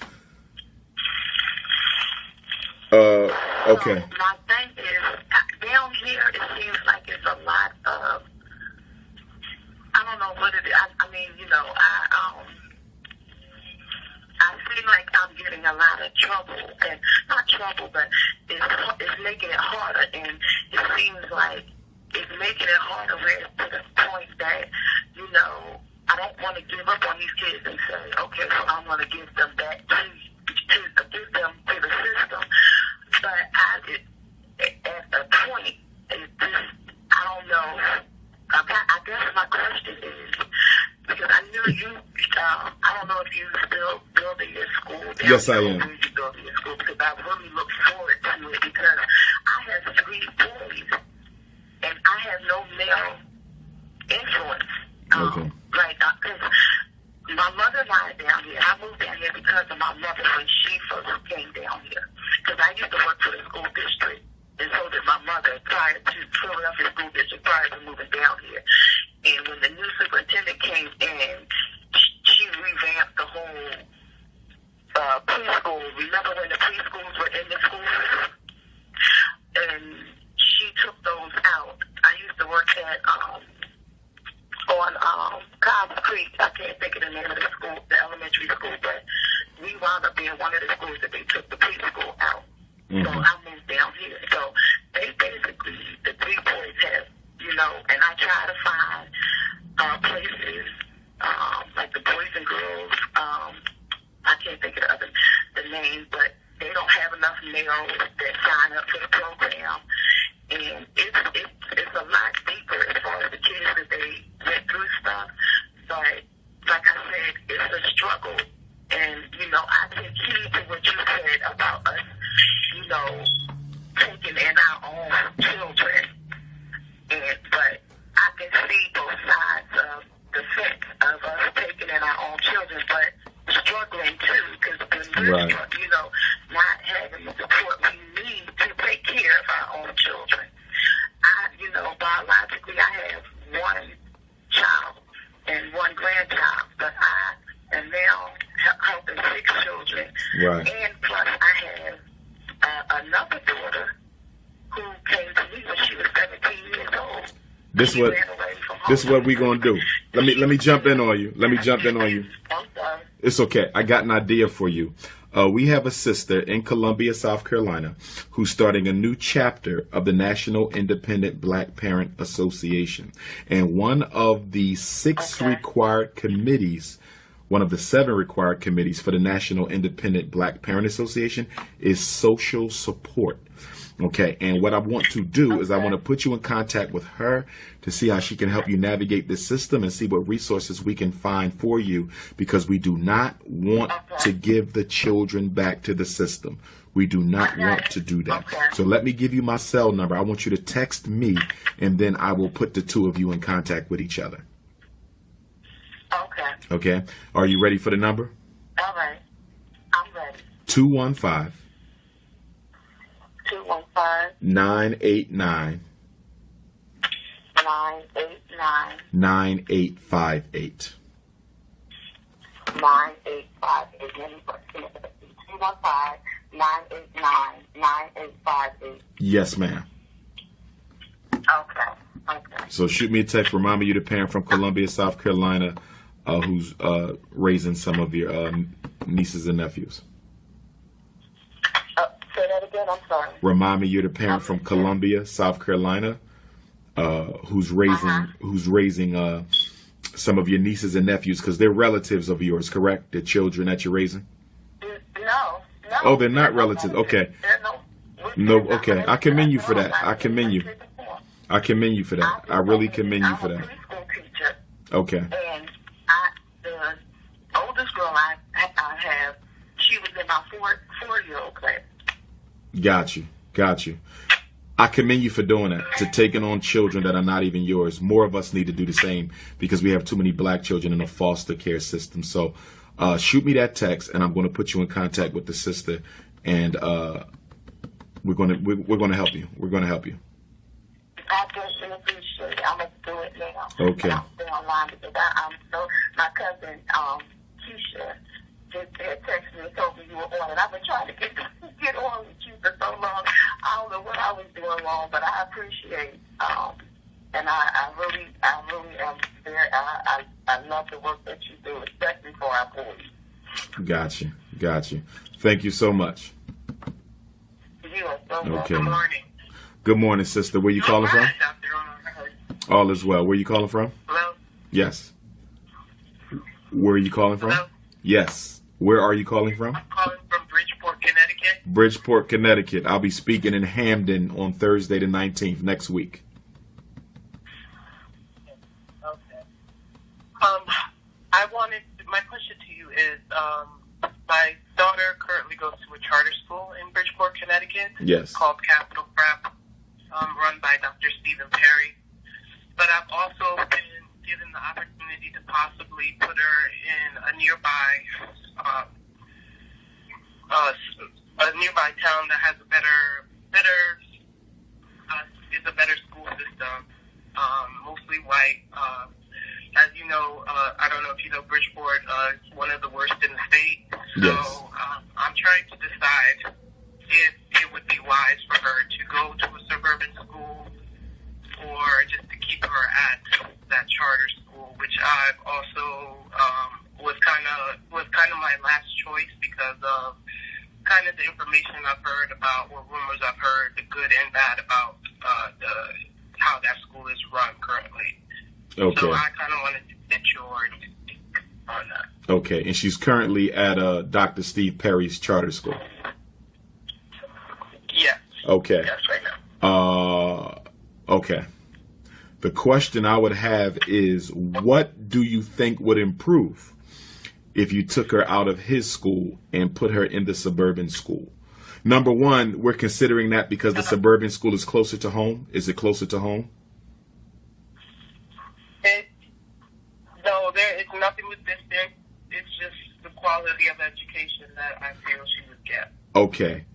They're just starting out their lower school. This year was their first year. There's been a lot of hiccups, and I'm being understanding because it is a first year school, and just what I love better is just the teachers being black and her surroundings, but also I'm not sure that the teachers are putting in the effort that they need to. What grade? In that charter school. What grade is your daughter again? She's in kindergarten. Kindergarten.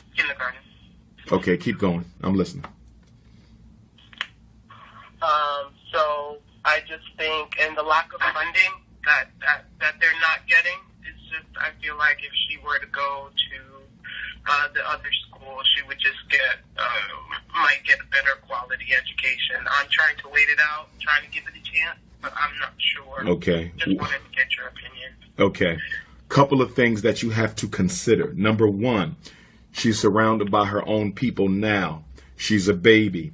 If we put that beautiful black child in a white school, we also have to be prepared to deal with the ramifications of that.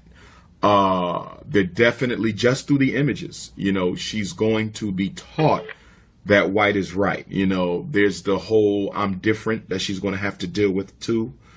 God forbid if she's mistreated for being different, which is also a possibility.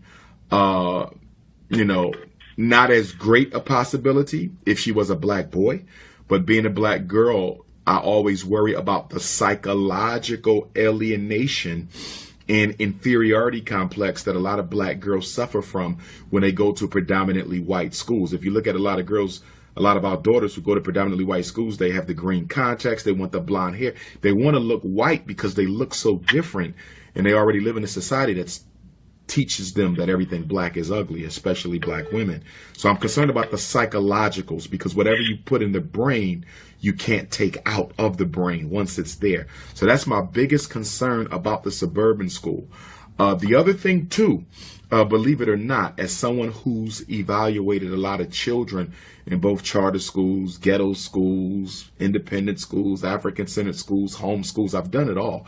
And don't get me wrong, you got some good white private schools, just like you got some good black charter schools. But by and large, I believe that the improvement in education that is often attributed to putting a black kid in a white school is not due to the education. It's due to the context and the culture in which it takes place.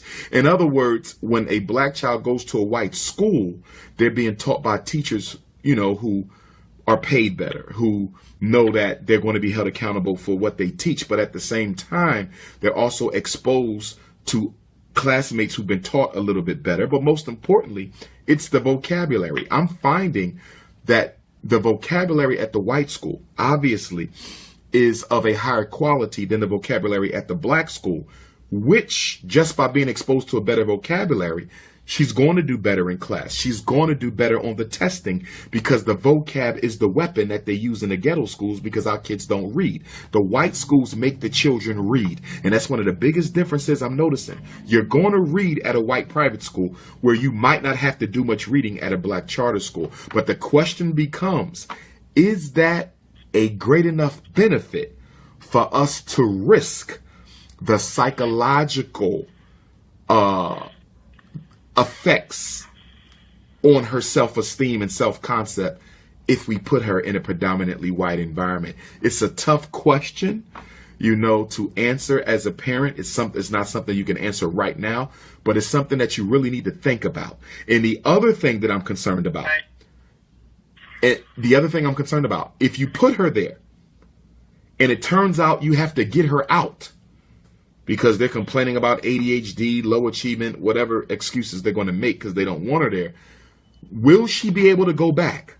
That's the other thing you got to consider. Right. Will Steve Perry, and let me not say him because, it's more than just him, it's that team, so I don't want to put it on the brother, but will she have a spot waiting for her? Because from what I understand, his school has a waiting list. So if you take her out of that spot, can she go back if you have to pull her out of the white private school? That would be my bigger concern. If you say she can come back, I say go ahead and give it a shot. If you say she can't come back, then my question is going to be, what other options do you have if she can't go back there and you have to take her out of the private school? Okay. So, and my other argument is coming from her father. He's all for the white school. He wants to take her out immediately. His argument is, I guess, when she graduates, the network of people that she will.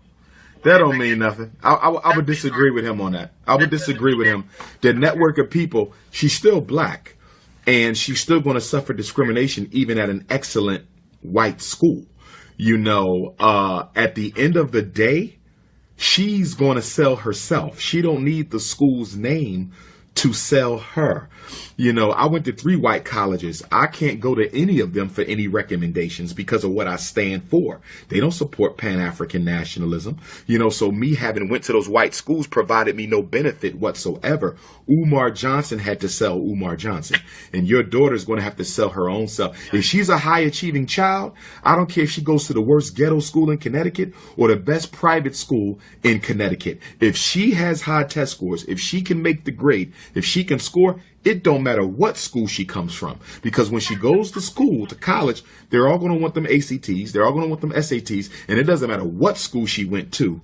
If she has the score, she's going to get the opportunity. So I disagree with him about the whole network piece. It's just like joining a fraternity or a sorority. If you didn't really make much of yourself, the fraternity and a sorority can bail you out a little bit. Those connections can help you. But guess what? If you're the best at what you do, if you're at the top of the class, you don't necessarily need to belong to a fraternity or sorority to make it. So it ultimately comes down, to how well, we raise her and how well we see to it that she's educated. That white private school is not a necessity in her success. I would disagree with him on that. Oh, thank you. I might have to take him to Hampton and have this discussion with him. Definitely. But, you know what? Bring him. Can you? If you can, Bring the father out to my lecture in Hamden on Thursday. Bring him out. Just let him hear me. Where is it? It's text me. I'm gonna give you my cell number. Text me, and I'm going to send you the flyer. It's at a banquet hall in Hamden. I don't have the address in front of me. My cell number is 215-989-9858. 215-989-9858. Last question. All right. Good morning. Hold on. No, not last question on the call. Last question for my parent.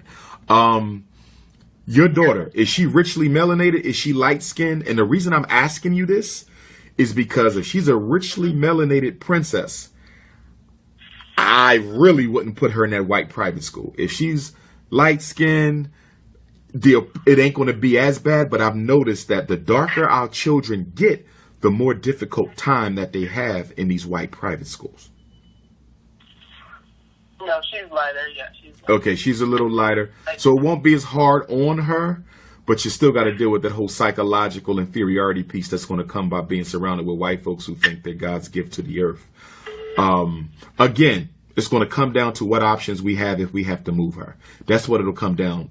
For me, that's what it would come down to. If I got options, if this doesn't work out, I might try it.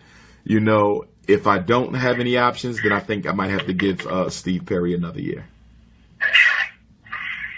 Okay. All right. Thank you so much. I appreciate your time. Thanks a lot, sister. No problem. Good morning. Good morning. Where you calling from? Maryland. Maryland. Go right ahead. Yes, sir.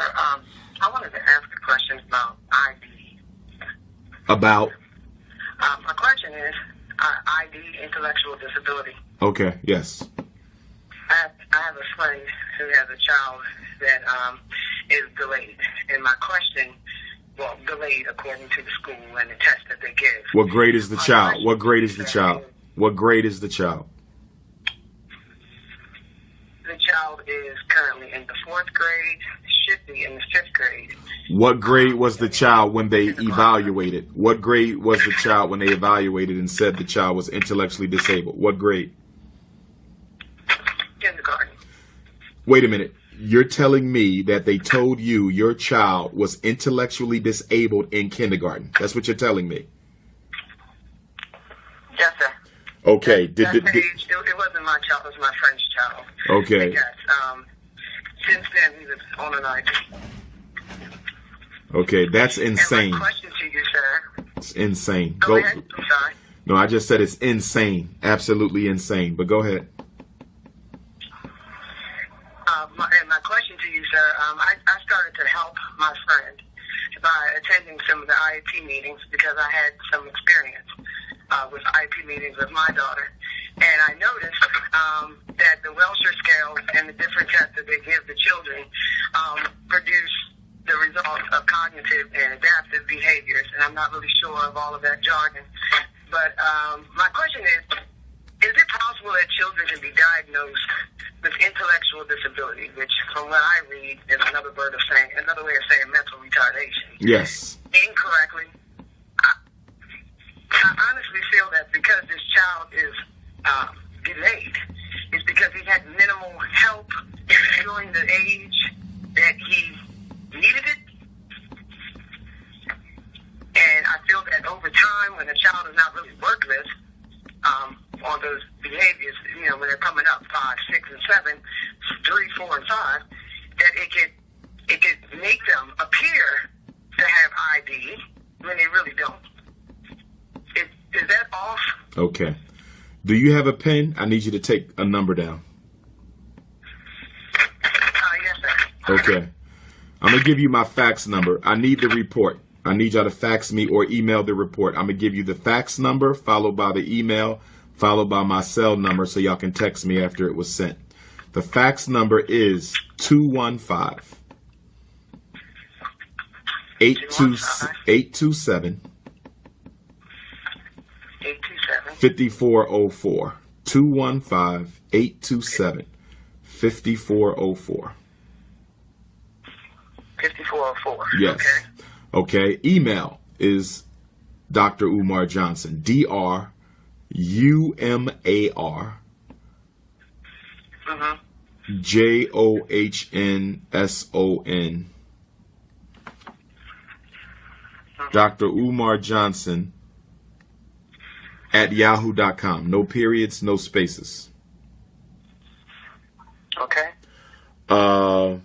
My cell number 215-989-9858. 215-989-9858. Now, one of my policies as president of the National Independent Black Parent Association, whenever we have a parent anywhere on the planet Earth, because this problem goes on in Canada, Europe, and everywhere else, whenever our children are diagnosed or classified as intellectually disabled, and you are correct, it is formally known as mental retardation. Former President Barack Obama changed the name of the disability from mental retardation to intellectual disability, but it's the same thing. He made that change in 2008, 2009. Whenever our children are diagnosed with that, I demand to look at the report. I demand to review it, because the most stigmatizing label you can put on a black child in a racist environment like this is to say that they are retarded. It's the worst thing you can do. And black boys are 4 times as likely as white boys to be classified as intellectually disabled, retarded in the United States. 4 times as likely as white boys to be misdiagnosed as retarded. But let me tell you this. You mentioned the Wechsler scale, the Wechsler intelligence test. Well, guess what? I use the Wechsler intelligence test. And I want you to be very clear. It's not the test that determines your child is disabled. No test makes any diagnosis. I want to make this very clear. There's no test that diagnoses you with autism. There's no test that diagnoses you with ADHD. There's no test that diagnoses you with a reading disability. There's no test that diagnoses you as intellectually disabled. We make the it is the person, it is the psychologist that gives out the diagnosis, not the tests. So even if the test score is low, it is the psychologist who can still interpret a low score to not be representative of that child's true level of intellectual functioning. So it's not the test, it's the person who did the testing. Now, you can tell his mom that she needs her fingernails pulled out, because no black parent, even with, and of course, I'm a little biased because this is my field of expertise, but I don't understand how we as black parents let our kids at 5 years old, why was he being tested for an intellectual disability at 5 or 6? That is ridiculous. Like, why did they give consent? Why was consent given for that? From what I was told, it was due to the child being defiant in school. They weren't really paying attention. They weren't participating. They were delayed, I guess, compared to the peers in the classroom in reading. So with that constant defiant behavior towards the teachers, they decided to start doing the approach of IEP. They started testing him, and his cognitive and adaptive functions, or the scores, the intellectual functioning was low. And from kindergarten to first grade, they were having issues. And then they changed schools because the school kept calling the parent, your child is out of control. Then he changed schools. And then when he got to the next school, he put him in an isolated classroom. But behavior has nothing to do with intelligence. Not to cut you off. Behavior has nothing to do with intelligence. If he was misbehaving, then you create a behavior plan. If that misbehavior has some sort of family dysfunction or emotional irregularity to it, then he get him some counseling. But misbehaving has nothing to do with intellectual competence. You see, this is another classic case. This is another classic case of a misbehaving black boy being misdiagnosed as retarded to get him out of the classroom. That's all this was.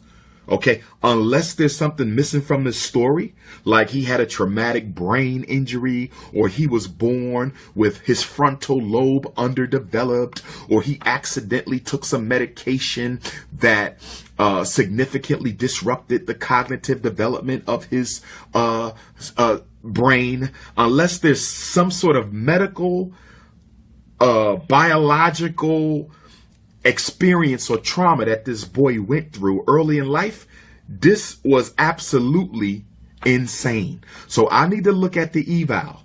That's the next step. And if it looks like crap, and I can pretty much predict that it is, you're going to get with, and what state are you in again? Maryland. You're in Maryland. Okay, not too far from me. I'm in Philadelphia. Okay, what's going to happen is you're going to write a letter to the principal demanding an independent educational evaluation. An independent educational evaluation is a right that parents of special ed students have to get their child retested to determine whether or not the initial evaluation was accurate or not. So we're going to be requesting an independent educational eval, and you're going to contact the Association of Black Psychologists so we can find out who's going to do the testing for us, because we're not going to use a white person in this case, and we can get this reversed. And after we get it reversed, because he's been subject to a special miseducation for 3 years because they think he's retarded, the family is now entitled to compensatory education, which means the school district is going to have to put money in a trust fund in order to reverse the negative effects of this young man having been placed in a program receiving inferior education on a misdiagnosis. So we're going to reverse the diagnosis, and then we're going to get paid. Now, the money is not going to go into the parent's hand. The money is going to go into a trust fund, and the parent will be able to pay for counseling. Yes, pay for counseling, tutoring, a private school, whatever she deems necessary to counter the effects of this misdiagnosis. The good news is we caught it early. It's still been too long. 3 years is too long, but it's better than 10 years. It's better than 12 years, because I've had kids who've been misdiagnosed for 12 years as retarded. But my question to you is, you're the friend of the parent. Why are you making this call? That's correct. And why isn't the parent calling into me this morning? That's what I want to know. In my honest opinion, to answer that question, sir, is that they are ashamed or embarrassed or nervous. Okay. I understand. They have gotten a lot better. I can understand. They do. I have definitely brought them to your teachings that I've seen, and they are starting to become more well versed. This child is significantly delayed from what I've seen. Okay. I'm not a professional, I'm not a psychologist or a teacher. But, I mean, to be in the 4th grade level and can only be kindergarten. But what you're telling me, though, what you're telling me, though, is those delays that we see may have been, quote unquote, culturally and socially imposed. And what I mean by that, yes, poor preschool experiences, non-academic daycare experience, probably very low academic enrichment in the house, poor instruction in the school, probably goes to a school that hasn't made AYP in years, probably half the teachers leave every year, probably got the worst teachers. I mean, there's probably reasons to explain those delays. Yes. You would agree with that? Yeah, most of the delays that I feel that I've seen are environmental factors. Exactly. They're not really like something that happened to him medically. So, no, sir, I'm not leaving out anything medically. I really think that he just didn't have the good coaching. And then also there was a period of time where, the family was just like, I don't know what to do. They just don't get it. And, they probably just didn't work with them after a certain point in time. So, so when I, noticed it and I came aboard, I just wanted to, speak to you and just to see if I was kind of off, because there are a lot of things that this child can do, but they don't display that when they get to school. So right. I do think that there's counseling there, because they don't always speak. They also kind of display some behaviors of selective mutism, which a lot of people don't know anything about. They selectively choose when they want to participate in certain conversations and things of that nature. So there's definitely some intervention that's needed. I just don't really know what to tell my friends, you know what I mean? Got you. No problem. So let's get on that. Get that report. Fax it to me. Text me. Doc. We faxed it or we emailed it. Either way. And if you faxed it, I need to know the area code that it was faxed from. So the report was faxed from area code 412, for example, and the child's name is so-and-so. So I know who I'm looking for. And if you email it, it was emailed, child's name is so-and-so, and it was sent from this email address. I'm going to look at the report, and then we're going to have a conversation. But I want to commend you. I want to commend you for caring enough to call in today. Because had you not made this call, that young man could have spent the rest of his life being subject to being called retarded, thinking he's retarded. And I'm going to tell you, I've had cases of black boys and girls who've been told that they were retarded for 12 years. And even after they find out they're not, they still believe it because it's a conditioning. It's a conditioning. Information doesn't change conditioning. When you're conditioned to believe you are inferior, you cannot change that just by somebody telling you you're not.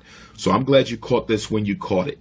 You know, it's a damn shame. And this is no problem. So I look forward to getting that report and helping you guys work through this situation.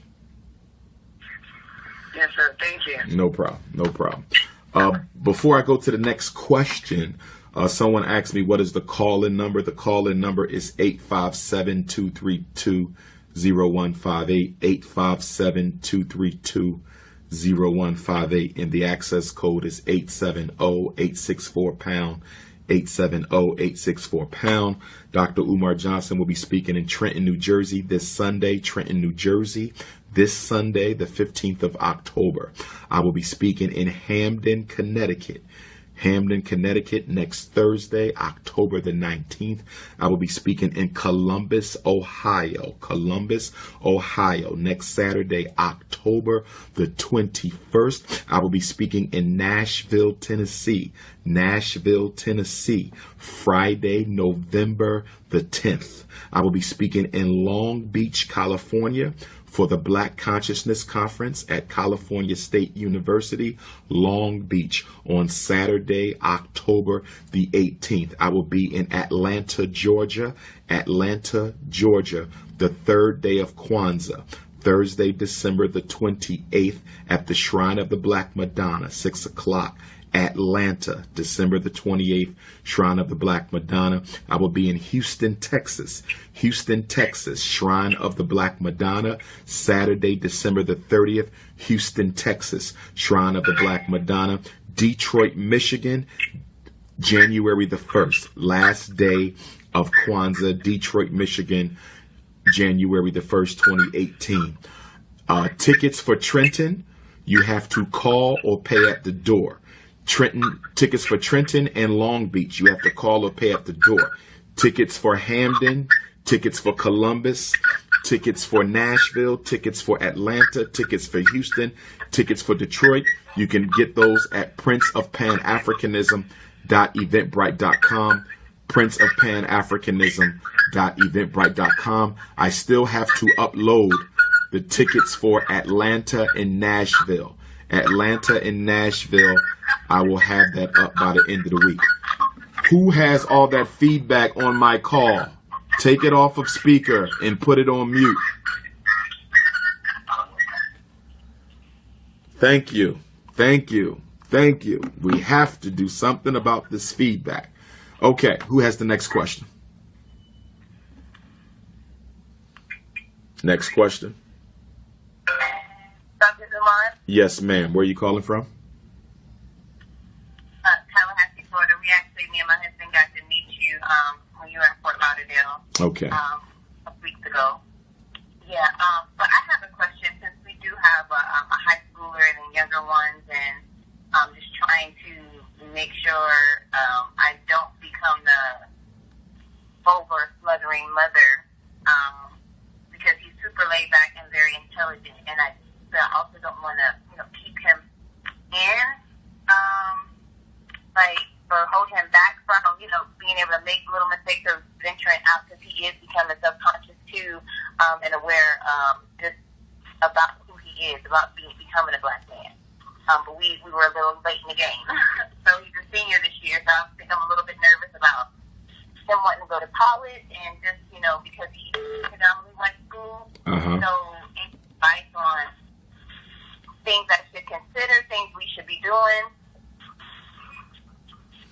Okay. Now give me that again. He's at a predominantly white school. What grade is he in? He's a senior. He's a senior. And you want to give me that piece again. I guess I just wanting to make sure that we are done right as being a parent of, a young man, a young black man. Just making sure that we, with the phones or, cause like I said, his grades he's consistent A, B, and, we'll see C's in here and C's in there, but, he'll pick them up. He's consistent with his homework and things like that. Chores, I don't have no complaints. And I think I over-concern myself because he don't go out and hang out. He is okay with coming home. He'll say every now and again, hey, I'm going to go hang out with some friends, and he said it, and say, yeah, go ahead and hang out. But it's not like maybe once a month. Okay. Well, if we don't see any concerns, we don't want to make any. Has he expressed any concerns? No, I think y'all should speak with him, though. I think y'all should. Is he? He is doing something he's supposed to do, like was he having a house party? So I think he kind of, I don't know if I don't think he got upset, but he was just kind of like, oh man, like my other friends are having parties and doing stuff that close to grown folks are doing. Okay. I got you. I'm just trying to find a line where I'm trying to be over smothering and help him, and also help him prepare for the fact that he's getting ready to graduate and he got decisions to make on whether he wants to go to college, whether he wants to, investigate other areas. I just want to know, like, my position, what should I do more to keep him continue to pass when he's out of the home? Got you. Anything in particular that's concerning you guys, though? Just like I said, like he has a group of friends. Most of them have already graduated, so they're out either living on their own or they can live with their parents, but they have a lot of freedom. Right. So but my only concern is that he don't socialize outside of school as much. And I don't want it to be because he thinks, well, my mom ain't, gonna go for that, based on whatever may be going on.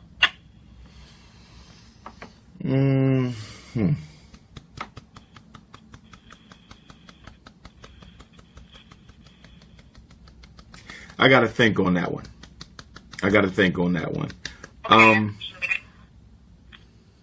Because now, okay, you're saying he doesn't socialize as much as you think he should. I guess what I would consider to be, I'm also just becoming aware. Like, I just started following you this summer. So a lot of these things I was blind to that are going on around us in the world and just on a systematically as well. Yes. So he's becoming conscious as well, too. So even with going to college, I said, let's make sure that we are learning everything there is to know about, whether it's oppression or opposition, anything that we need to learn. That way you can have the best experience and that you're not wasting time. Got you. Yeah, I would just continue to talk with him about it, but it's not really seeming like it's a clear and present issue, but I would talk with him about it to make sure it's not an issue, Okay. And are you still doing, I know you did this past summer, something with the teen boys. Is that something that you'll be doing again? Definitely. He'll definitely be able to do that this summer. In fact, I'm going to start working on that soon because I'm going to let the parents pay ahead of time so you guys don't have to pay it all at once. Payment plan for the Black College and Consciousness Tour. We're definitely going to do the Black College and Consciousness Tour. And that'll probably ease my mind. Definitely. No problem at all. And where y'all based at again? So much for everything that you do. No problem. And where y'all based at again, Queen? Sorry? Where y'all based at? Tallahassee, Florida. Okay. Yeah, no problem. We'd love to have him for that. Okay. Thank you, Dr. Okay. Umar. Thanks a lot, Queen. Is there another question on the call? Yeah. Go right ahead. Where you calling from, my brother? Milwaukee, Wisconsin. Milwaukee, go right ahead. Yes, good morning. Let me start out by saying I've been following you for years, on top of years. I think you are the truth, not only in theory but in practice. Also, I've modeled my household around your theories and the ideas. Now to my question and concern. I have a 6-year-old nephew who, make a long story short, he went from school to school. They complained that he was a problem. He's been 3 different schools. The first 2 schools, I know he missed a lot of school, especially last year. I know he missed a lot of school from not behaving in the classroom. He's at a new school this year, and the problem is persistent. Personally, as a man, I don't see him doing anything more than what a normal boy is supposed to do. He's kindergarten, first grade, as a matter of fact. He's first grade, and they're saying that, kind of like your last call, or your last call before her. He can't read. He's not intellectually doing problems. He can't stay on task. And I guess my question is what do I do as the uncle? I have kind of taken this case over. Not the greatest mom, but he does have a support system. Not only me, but he has other family members who care about him dearly. What do we do and where do we start? Okay. What grade is he in? He's first grade. Okay, he's not in special ed, correct? He has an IEP. That means he's special ed. If he has an IEP, he's special ed. What is the IEP for? Reading disability, ADHD, emotional disturbance? What they saying? For speech. His IEP was for speech. Okay, speech only. So is it speech only? Look, Is it speech only? concerning IEP, originally it was for speech, but this year, the teacher or the person at the school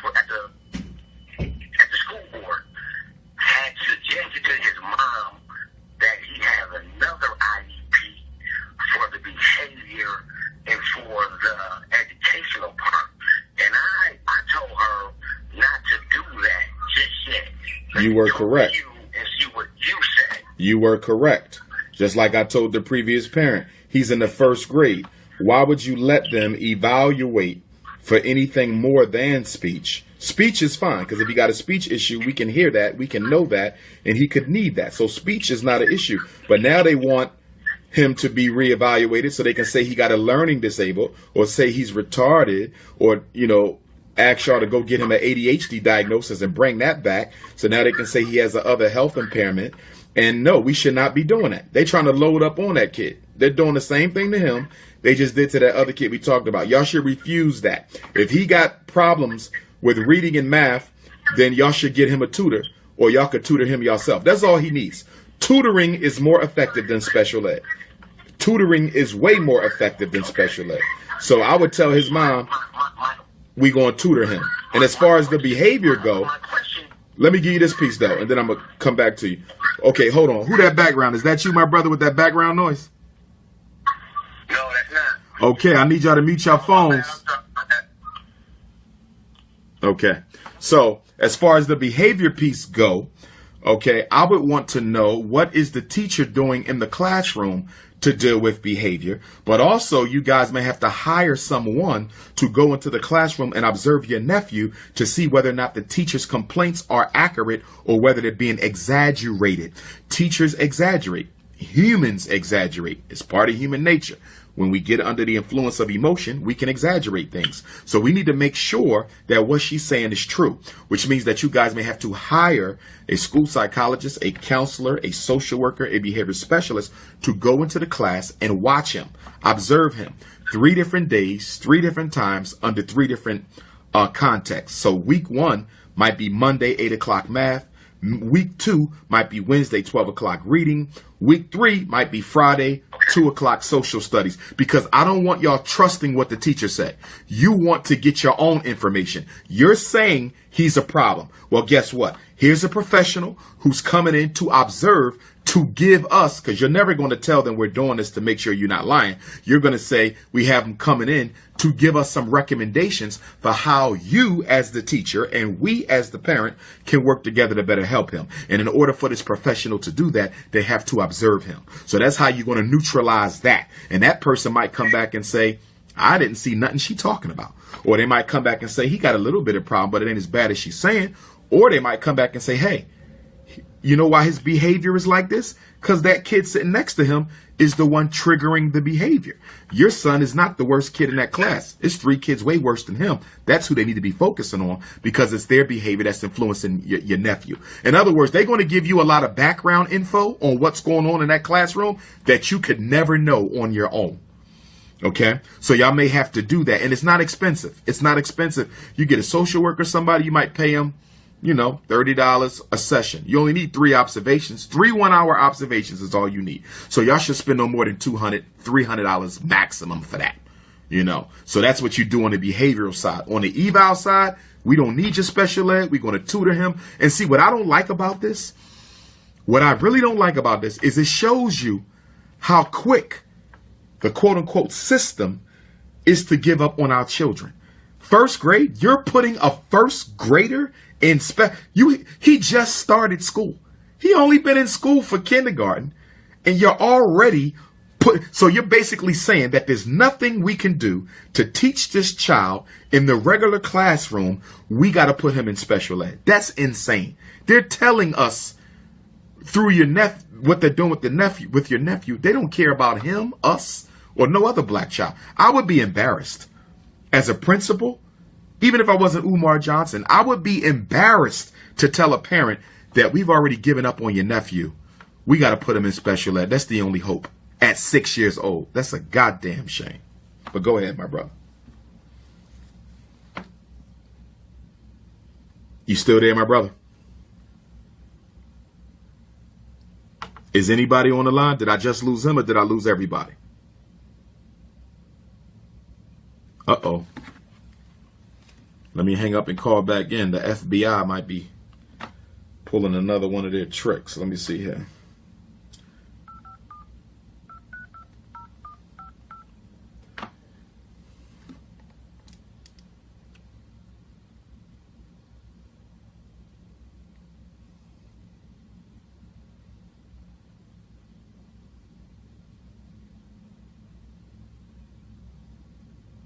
My phone just blacked out.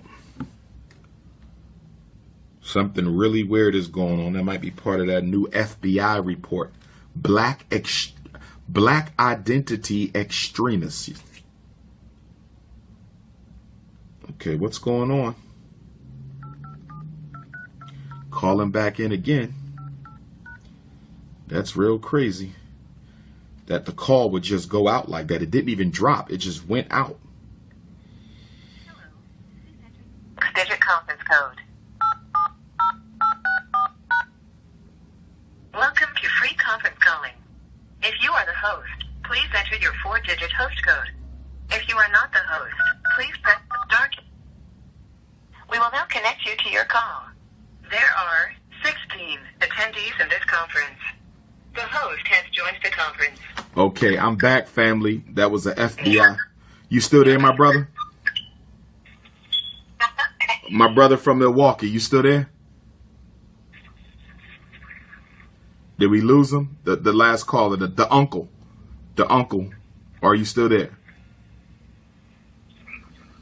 Okay, I think you might have to call back. I have to call back in to get reconnected.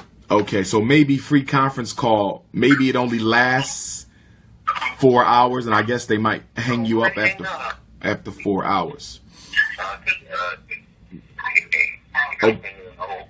Okay. The uncle, you back yet? The whole 4-2. I didn't get lost.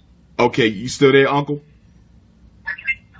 Okay, the uncle gone. That's okay. Everybody mute your phone. We'll take the next call until he calls back in. But parents, please,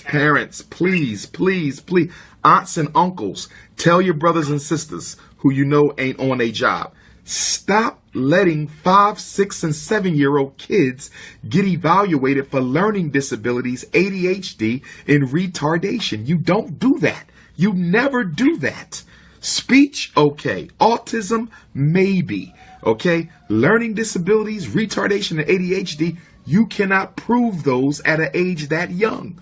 You cannot prove those at an age that young. Next question. They said that my son was ADHD when he was in kindergarten.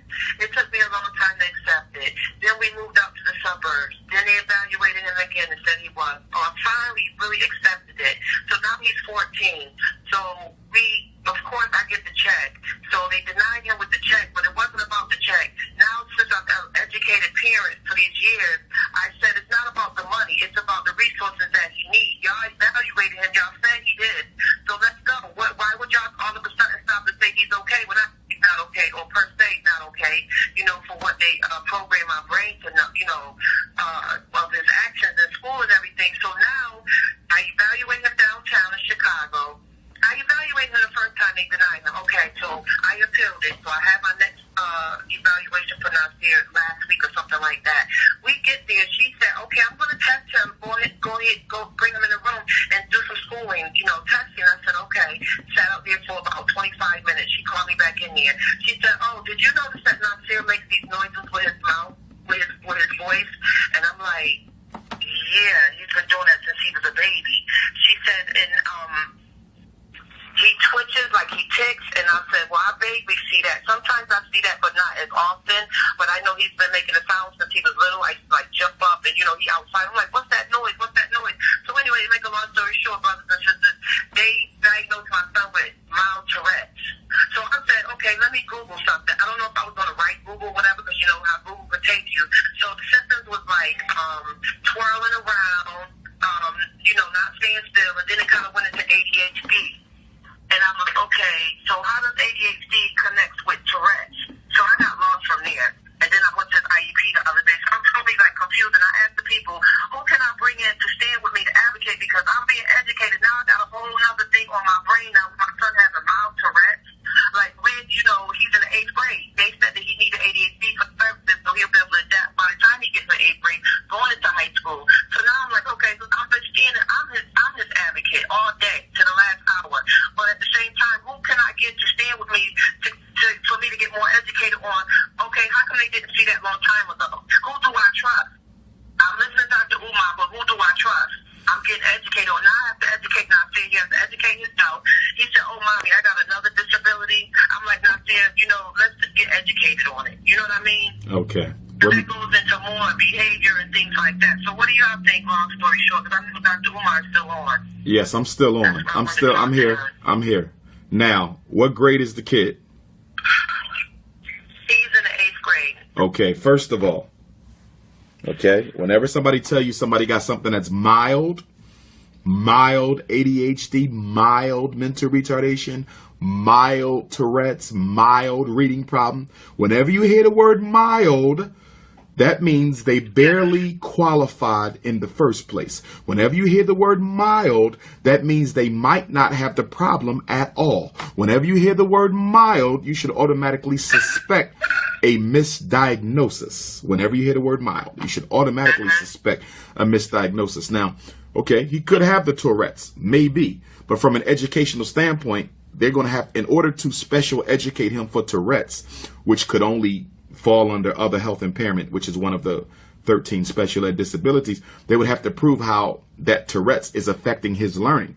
If having Tourette's is not affecting his learning, and I don't see how it could be, then there's no need for a special ed conversation. There's no need for an IEP. Now, you said they diagnosed it with Tourette's, they diagnosed it with the ADHD. Now, first of all, Tourette's and ADHD, they both have that hyperactivity in common. They both have that controlling behavior, that uncontrollable behavior, because Tourette's, to some extent, is uncontrollable.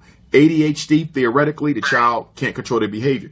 There's some overlap, which tells me that it could be one or the other, but not both, if you follow what I'm saying. Whenever you have two disabilities that are so similar, it could be one or the other, but it doesn't likely have to be both.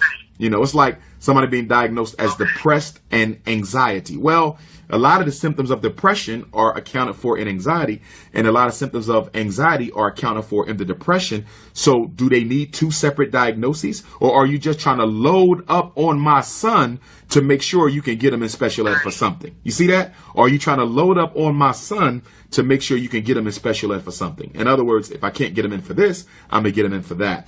But you have to take responsibility for letting them test him in the first place. Okay? They cannot evaluate unless you give permission. You sign paperwork. Don't sign no paperwork if you don't agree with what they want to do. Now, he's in the 8th grade. He's old enough to answer for himself. Does he think he needs special ed? Because if it was me talking to your son, I'm going to come at him straight. Listen, they think you slow. If you don't think you slow, you better start proving it in your classwork. Because if you don't pass these classes, if you don't get at least a C or a B minus the next marking period, I'm going to let them put you in special ed. I would be real straight with my son. If you don't want to be in that special class, if you don't want to ride on that special bus, you better show me something this report card period. If them grades ain't what I need, you're going in special ed. I would straight threaten him with it. If you're sure he don't have an issue and you know that this is motivation and effort and poor education, which is what it is most of the time, I would go ahead and I would put him on the spot. I would, if it was my child, and I know ain't nothing wrong with my child, and I know all this is a bunch of nonsense because he ain't acting right or doing what he need to do, I'm going straight checking. The next report card, if it ain't what it need to be, you going in that special class.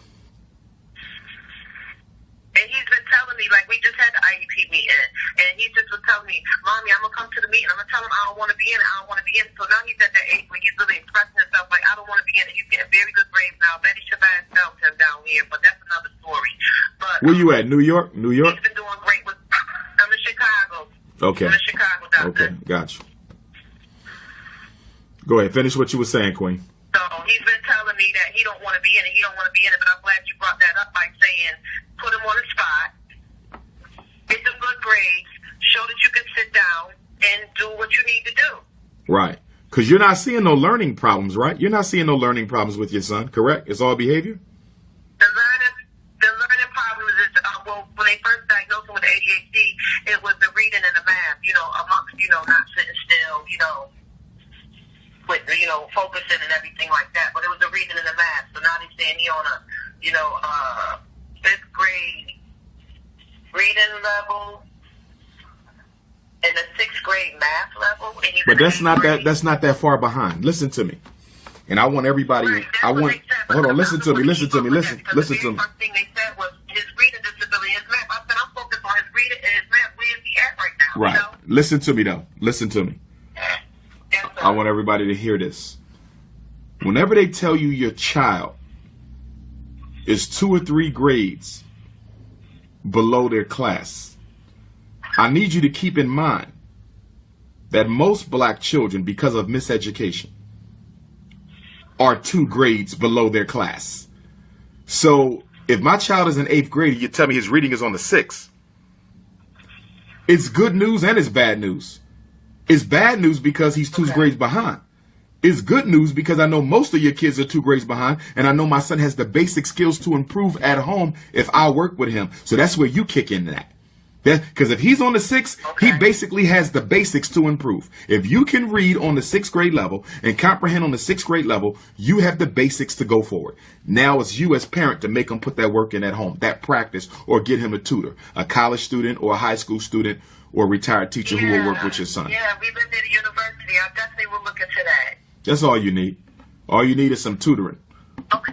And some consequences, okay? Because that cell phone, he can lose that. I don't get my grades, you don't get your cell phone. See, this is all about a deal. Make a deal.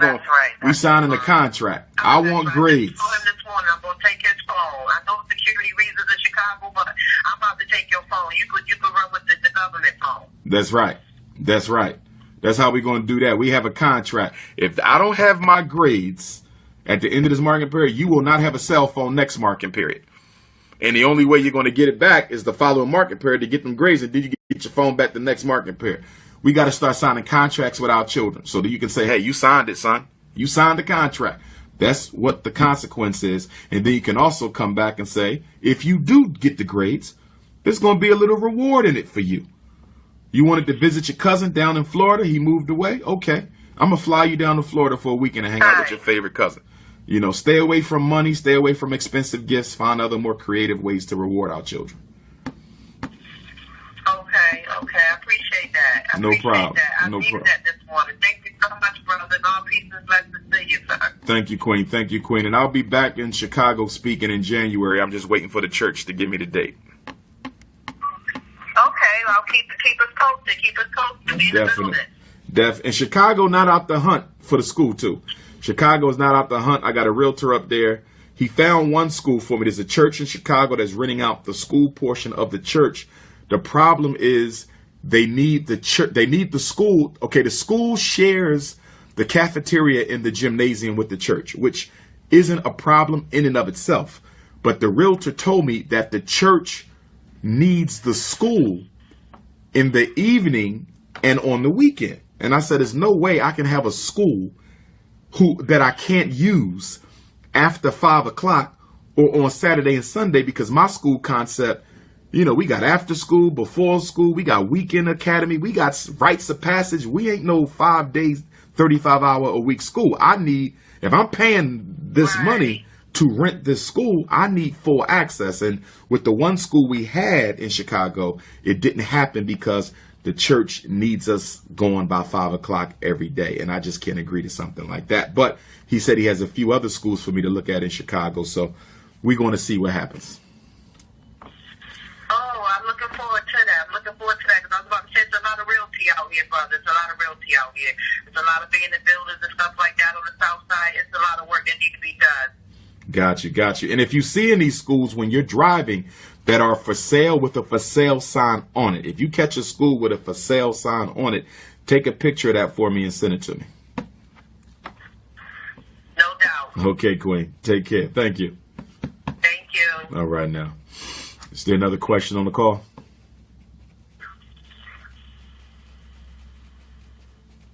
Real quick. Yes, sir. Where you calling from, my brother? Where you calling from? Calling from where? It's the same brother from Fort Lauderdale. Yes, sir. I just wanted to get that information of you said the Independent Black Teachers Association? NIBPA, National Independent Black Parent Association. National Independent Parent? Independent Black Parent NIBPA, National Independent. Mute your phones, family. Mute your phones. Mute your phones. Somebody just got on the call with some background noise. Mute that phone. National Independent Black Parent Association. All right. And that's me. That's my organization. That's me. And we'll be having our next training in January, and it's probably going to be in Georgia or Florida, so you might be very close to it. All right, but just repeat it for me one more time. Sure. NIBPA, National Independent Black Parent Association. All right. Appreciate that. And you have a chapter over here in South Florida, or you just South Florida. I do have a brother working on a chapter down there. I could put you in touch with him. I could put you in touch with him. He's not in Fort Lauderdale. He's about an hour away. One of those beaches, Delray Beach, or one of those. Yeah, I think Petersburg. He's in the juvenile system. He was speaking out there. Nah. I spoke out there, but nah. He's not in the parent association yet. We expected him to come in though, but not. Nah, it's another brother who was at the Detroit training in June. All right. Okay, that's all I need to know. And I can find this online, right?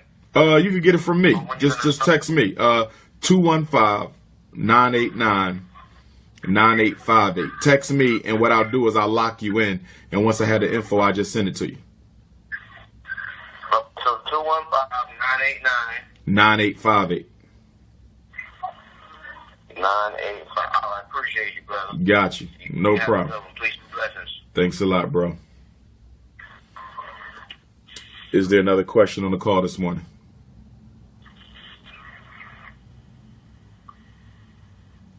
Good morning, Dr. Umar. Good morning, Queen. Where you calling from? In Vero Beach, Florida.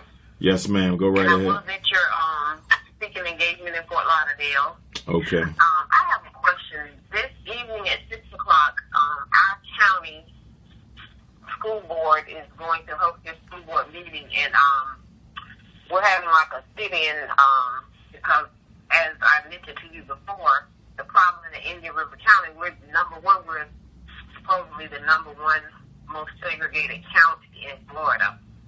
And if you remember, we got an issue with the Confederate flag.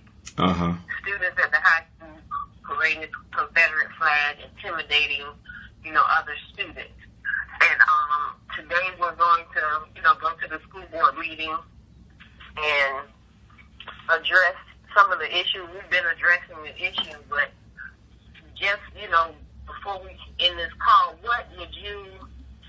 what type of action plan would you say that we need to do to address this issue? And this is specifically about the flag? Or something else? Flag, yeah, the wearing of the Confederate flag. Oh, yes. The students, predominantly white or predominantly black? The school is predominantly white school. Okay. All right. Here's the thing. You cannot wear, children have freedom of expression, including clothing, but you can't wear anything that disrupts the educational process. White kids wearing a Confederate flag in school, that's racist towards black people. Confederate flag represents slavery. Confederate flag represents genocide. Confederate flag represents dehumanization. Confederate flag represents mass murder for black people. You and the other black parents are going to argue that letting white kids wear the Confederate flag at that public school violates your child's right, okay, to attend a school that is safe for them, okay? The First Amendment does cover freedom of speech. It does not cover speech that is hateful towards other children and disrupts their learning experience. That's what y'all going to argue, and y'all will win if y'all stick together. But you need to have all the parents on the same page. If it's only a couple of y'all, it's not going to work. Okay, you need organized black parents. It needs to be a movement. Y'all need to have 100 of y'all. Y'all got to come out in force. It's not going to carry if y'all don't come out in force. If you only got 2 black parents and the rest of them don't care, it's not going to work. Mm-hmm. Okay, you said violates my child right to what now? Okay, the First Amendment. The First Amendment rights, freedom of expression, which includes clothing. That right is protected in the school. But the Supreme Court says, because it is a school, they can still control that freedom of expression because it is a school. So yes, you can wear, your different clothing. But your clothing cannot offend other children. It cannot disrupt the educational process for other children. And that's what you all are going to argue. In fact, y'all need to put a letter together. Y'all need to put a letter together explaining your concerns, and y'all need to have a petition attached to that letter, and every black parent who signs that petition needs to show up at the meeting with that letter. Y'all have to come out in force. Y'all have to show power. You can't change power unless you have power. Right. Yeah, we've been pushing it, pushing it on Facebook and, But do y'all have the petition? Do y'all have the petition? And do y'all have that letter? And did every parent sign it? It got to be organized. It got to be on paper. Facebook is good. That gets the word out. But now they got to show up.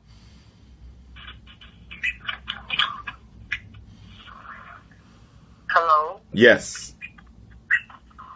Is this Dr. Umar? Yes. Hold on 1 second. The parent I was talking to, are you still there? Florida. You still there with the flag? Okay. I guess I lost her. Go ahead, sister. Where you calling from? I'm calling from Memphis, Tennessee. Memphis, Tennessee. I will be in Nashville, Tennessee, speaking on Friday, November the 10th. Go right ahead. Yes, Dr. Umar, I have a daughter. She's 8 years old. She's been dealing with a speech problem ever since she's been born. And it's like she's very behind in her reading. It gets very, I get very discouraged because I feel like I'm doing the same thing over and over as far as like practicing with her. And like, what else can I do to better my child, because it's very stressful for me. Okay, you said she has a speech impairment and she's struggling with reading. Is she struggling with reading, or is she just struggling with... Say that again? I said she's struggling with reading very bad, Dr. Umar. But is she struggling with being able to read, or is she struggling with being able to recite? In other words, I can read without talking. If your daughter reads without talking, is she okay? In other words, we have to separate her reading ability from her speech impairment. In other words, she probably can't read aloud, but can she read silently? Or does she even have a problem with reading silently? Yes, she has a problem with that too. Like, she's able to do just like small words. And it's like, you know, I'm doing the flashcards. Like, what grade? What grade? I think that I can do. What grade? And that's the other thing. My daughter, she's in the 2nd grade, and she's supposed to be in the 3rd grade. Yeah, but she's young. She's young, which means you got to work with her more. You have to. She's a baby. I would argue that she probably simply didn't get her basics. That's all this sounds like to me. It could be more. Okay, but normally when I get this type of situation, having not saw your child, it normally means she didn't get the preschool experience she should have got. She didn't get the early academic enrichment at home, possibly, that she shouldn't have got. Daycare probably was all about toys and TV. No academic there. Your daughter didn't have a strong foundation, so you're starting from scratch, but she can catch up if you work with her. Okay? Phonics, the letters, you know, the small words. You're going to have to put the work in. If you rely on the school, she'll never catch up. If you rely on the school to do this, she'll never catch up. 2nd grade, I have total faith that you can get her up to grade level. You got to work with her, positive encouragement, build her self-esteem. Reading is very much associated with self-esteem. Okay, so you have to encourage her. Good job, good job, good job. Watch the critical talk. Okay. Also, the speech pathologist, make sure the speech pathologist is working with your child as well. I suspect that she feels a little insecure about her speech problem, and it's affecting her reading confidence. Her speech problem is affecting her reading confidence. She is way too young, in my opinion, for us to be looking at anything other than working with her more. She needs more time on task, repetition. Repetition, them letters, those words. Make sure she can sound out every letter. Start putting them together. C and A and B and C, A and B. That's cab and BAC is back. Drill her. Go hard. Reinforce her. Get a tutor, you know, if you don't have the time, because you might have to work, so be it. Get her a tutor. Do not leave it up to the school. Too often, our parents, not you, this is not you, but too often our parents are so lazy that they never think that it is my job to close this gap. Your daughter is in a race. She's going around the track, okay? She started in the race slow. All the other kids are ahead of her. So you have to coach her to catch up. And at 2nd grade, there's no reason why she shouldn't finish this school year on grade level. Because 2nd grade, you know, grade level expectation for a 2nd grader is knowing your letters, being able to put them together, knowing your syllables, your sounds, and your, 3 to 5 letter words. That's 2nd grade, so you just got to work with her more. You got to work with her more, or sometimes we have to recognize that we're not the best person to tutor our kids. Let me say that again. Sometimes we have to recognize that we are not the best person to tutor our children. Okay? If your expectations are too high, you're not the person. If you're kind of critical with your tongue, you're not the person. Because I've seen parents destroy their kids' self-esteem by working with them at that kitchen table. That kitchen table can be one hell of an experience for a child who got a parent with a very condemnatory tongue. So you might got to pass her off to somebody else. Right. Dr. Umar, thank you so much. No problem, sis. Good luck. Hi, Dr. Umar. Yes, ma'am. Where are you calling from? Hi, my name is Thomasine. I'm calling from New Jersey. New Jersey. Yes, ma'am. I'll be in Trenton on Sunday, New Haven, Connecticut next Thursday. Go right ahead. Okay. I just want to thank you for this opportunity to be able to listen to a teleconference and also be able to speak and ask questions on any concerns that the parents are having. I've been listening the whole time, and this has been very helpful to me. And at the same time, I feel kind of bad because my son is in 8th grade now, but he was experiencing behavior issues from what the kindergarten teacher said in kindergarten. I was constantly getting calls home about him misbehaving he was having a challenge making friends. So I started Googling, how to help my son to make friends so he wouldn't be a loner. And the thing that kept popping up was ADHD or ADD. And I said, oh no, my son couldn't possibly have that. So I kept researching. And that was the thing that kept popping up all the time. So, and then when I decided to look into it, and I looked at the signs and symptoms, and I realized that some of the signs and symptoms that was listed, I kind of saw in him. So I spoke to his pediatrician, who's a very good doctor, and she gave me referrals so we go to neurologist and have other testing done just to rule thing out. And when he was diagnosed with ADHD at 6 years old, and they said it was extremely mild, and it never really affected his learning. He reads a grade level,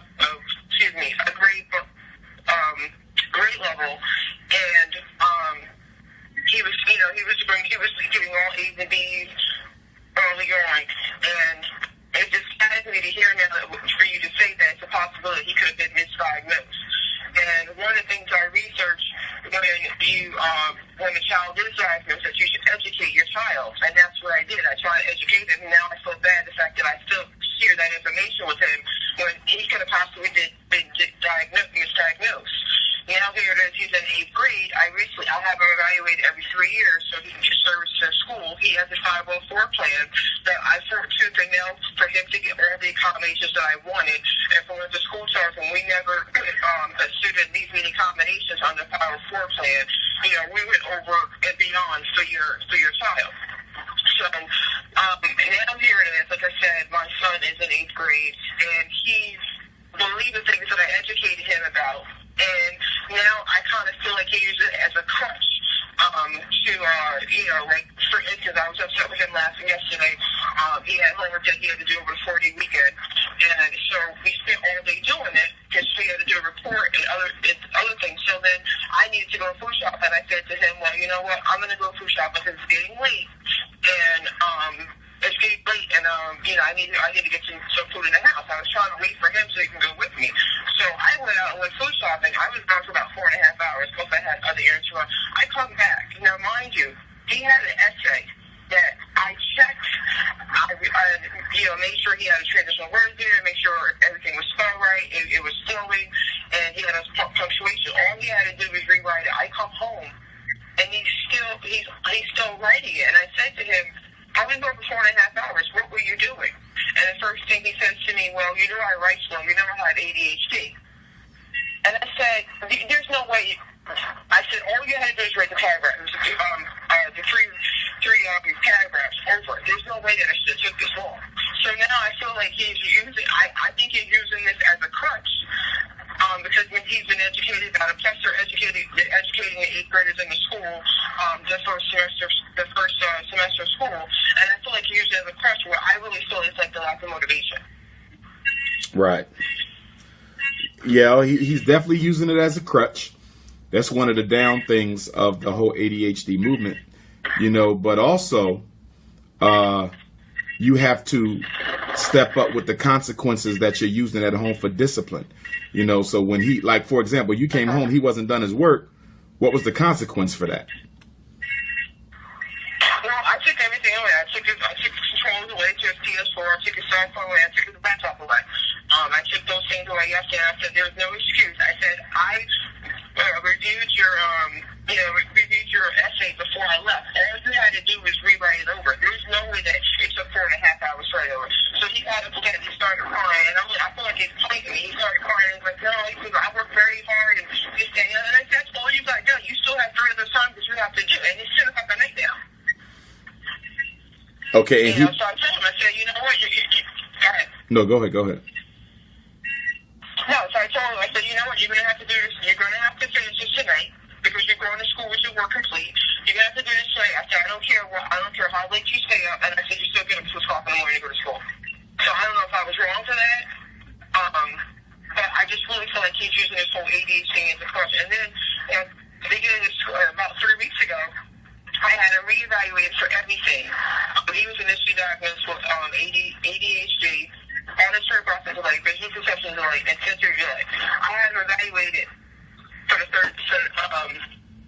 last month, and they said that, oh, well, he's drastically improved, and that we don't see any reason for him to have, have any treatment. He doesn't need any treatment. So they did I usually go to Children's Specialist Hospital to get him probably evaluated. They recommended no treatment there, and they didn't recommend any treatment in the school. Okay, and that was treatment for the ADHD? For auditory process delay, visual perception delay. Okay, for the sensory delay. Okay. So at one point, he was getting OT, speech, and PT. Okay, and do you agree with that? As far as the speech is concerned, I definitely do agree with that. It was actually more pragmatic anyway. I mean, he's a fluent reader. He has a great vocabulary. He's an excellent speller, and that's due to me working with him a lot when he was younger. Okay. Working with him through over the years. But the only thing I think that I disagree with is I guess it would be the OT for sensory delay because he has weak upper body strength. Okay. Okay, because whatever you disagree with, make sure you fight for that, because you can appeal any decision that they make. Right. But I think for the most part, I think it's just due to lack of motivation. And I used to work with my son a lot, and I've kind of slowed down within the last 2 years because he doesn't seem like he has the motivation, and it has become an argument. And I was listening to you earlier, if you're the parent that has high expectations, or if you're the parent that that can be critical of your child, then you don't need to work with them. And I can honestly admit that I fit that criteria when it comes to them. So now I feel like I do need to bring someone else in, to help him with his math, because he needs help with math. I'm not that good at math myself. I went to college and I pushed all my math classes off to my last year in college. Gotcha. So I definitely need to get a tutor for him when it comes to math. But the problem is, right now I'm unemployed, and so I'm not in a position to afford to pay for a tutor. Gotcha. And we bump heads when I try to work with him. Gotcha. And mainly because he doesn't want to do it. He complains about it. I'm like, okay, let's go start your math. We'll put up Khan Academy on the computer, and everybody's complaining, and then it winds up to be just like an argument because I'm trying to help him, and I keep explaining to him that I'm trying to help you. You want to be a computer programmer. You have to understand that. I got you. It sounds like you're on the right track, though. I don't know. It sounds like you're on the right track. I don't know. I'm just like, I guess I feel like we're bumping heads right now, and I need to get another person. I can't get another person in because I'm not in a position to pay anyone. There's college right now too far for me at university. I can go to and ask a student there to get tutored my son. So I don't know what else to do. Like, I don't know what else to do to try to motivate him. I constantly talk about education, important education. I'm enjoying it in terms of he was young. When we ride by people that, I try to educate him and use it as a teacher moment. Like there was one time, there was a guy that was homeless, and he said to my son, make sure you're in school and get an education so you don't have to be like I am. Right. So I don't know. I guess my question is, like, what can I do to work with my son to help motivate him, but not always clashing? Okay. The clashing is no need to argue, no need to negotiate. You're the parent. The way you do this is with behavior, which means you have to stop the conversations and you have to start administering the consequences and the rewards. That's what this is about. You sit them down. This is the new behavior plan. Put the chart up there. When you don't do what you're supposed to do, this is what happens. We don't need to have no conversation about it because I'm telling you up front. See, we have to give our kids informed consent so they can't have excuses. The reason they can often get around stuff is we don't even let them know what's coming. We have to tell them up front, these are the consequences. And when you do what you're supposed to do, these are the rewards. He's supposed to get a consequence every time he doesn't do what he's supposed to do. And then he gets a reward whenever he does what he is supposed to do. But rewards, my queen, only come when they are earned, which means he doesn't get rewarded every day. What grade is he in again? He's an 8th. Yeah, he's an 8th. So he shouldn't be getting really, his rewards could go a marking period. They could go a month, probably no less than 2 weeks. If you feel you got to put them on a weekly reward system, that's okay. But in the 8th grade, he should be mature enough where he can delay gratification and work a little bit harder for that reward. For an 8th grader, I would say a month should be good. So 30 days in a month, I'm looking for 20 good days out of 30, 25 good days out of 30. Never say 30 out of 30. No kids is perfect. If he was perfect, we wouldn't be having this conversation. So 20 out of 30 is what I want. You get me 20 good days out of 30, then, you know, at the end of the month, there'll be a certain reward in it for you. Not money, and never use expensive gifts. You know, it might be trips, something he want to do with the family, with his friends, something like that is okay. But stay away from money and stay away from expensive gifts.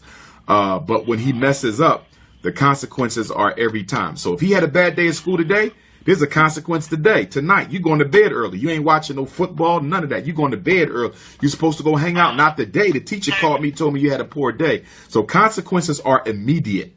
Consequences are immediate, but the rewards come on a schedule. The rewards come on a schedule. So nothing motivates like consequences. Nothing motivates like consequences. But you got to be consistent because mothers always struggle with being consistent. So you just got to be consistent. Okay.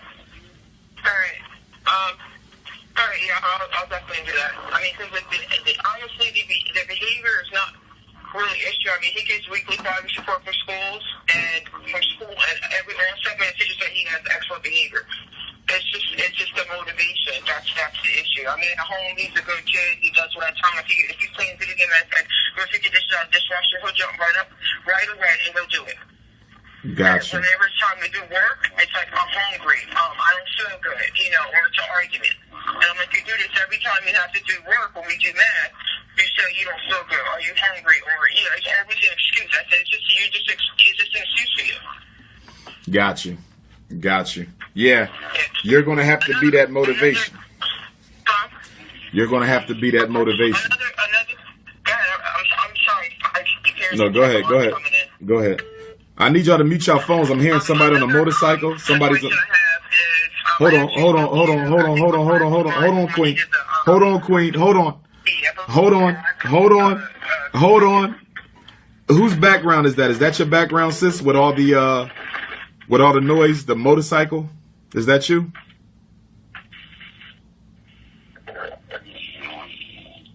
Okay. It sounds like somebody fell asleep on the line. I don't think that's a motorcycle. Oh, that's snoring? Yeah. Somebody is snoring on my call. Somebody is snoring. Wow. Another person got disconnected. So sad. Oh, Lord, that is sad. That right. Oh, goodness. Somebody is snoring on the... Y'all sure it's not a motorcycle? That's a human? No, somebody is literally snoring on the phone. Oh, God. It's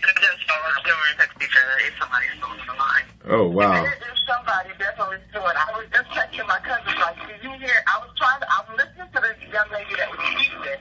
They're snoring. They're actually They snoring on the phone. Lord have mercy. You mean to tell me you couldn't hang that phone up before you laid down?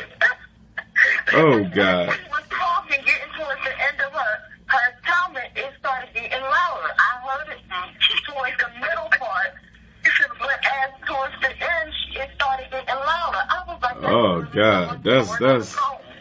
Woo, we need some work. We need some work. Let me hang up and dial right back in and see if that does it. I'm gonna hang up and dial right back. Let me see. They got somebody snoring on the call. Why would you go to? All you gotta do is hang the phone up. If you sleep, I know people work late. You was listening. Okay, you feel yourself getting sleepy. Hang up the damn phone. You don't stay on a parent call, something this serious, helping our babies, and you're gonna fall asleep snoring on the phone. You can't put the phone down. You can't move the phone away from your face. You can't just hit the button to hang up. Oh, God. Now, I'm going to keep it positive, because on the positive side, you could say that they loved the call so much and they were trying to stay awake because they just wanted to hear the good information and they just fell asleep. And sometimes you just got to take that L because brothers and sisters is working hard in these streets to pay them bills. So I feel y'all. I feel y'all on that, but I'm not feeling it. I feel y'all, but I'm not feeling it. Hello. Please enter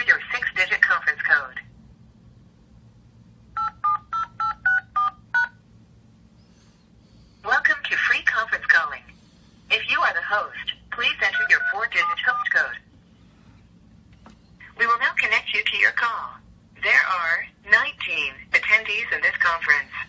The host has joined the conference. Okay. Is he still on? Or is it? I'm still laughing. Yes, I'm still here. No, is the snore, the snore, is he still there? He gone? I don't yet. No, I kind of woke up now because I don't hear the snore. Okay, he woke up. Somebody woke him up. Okay, gotcha. Okay, my second question was, I actually spoke to you last month when you used the book, you were giving information, I forgot what it was called, but you were giving information out to high school students about college last month, and I spoke to you about my son, the ability to school. Yes. I don't know if you recall. Okay, I did email you the school policy.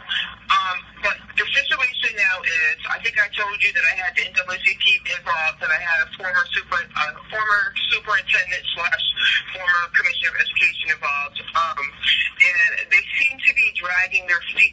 They both seem to be dragging their feet, and they seem to be more appeasing to the school.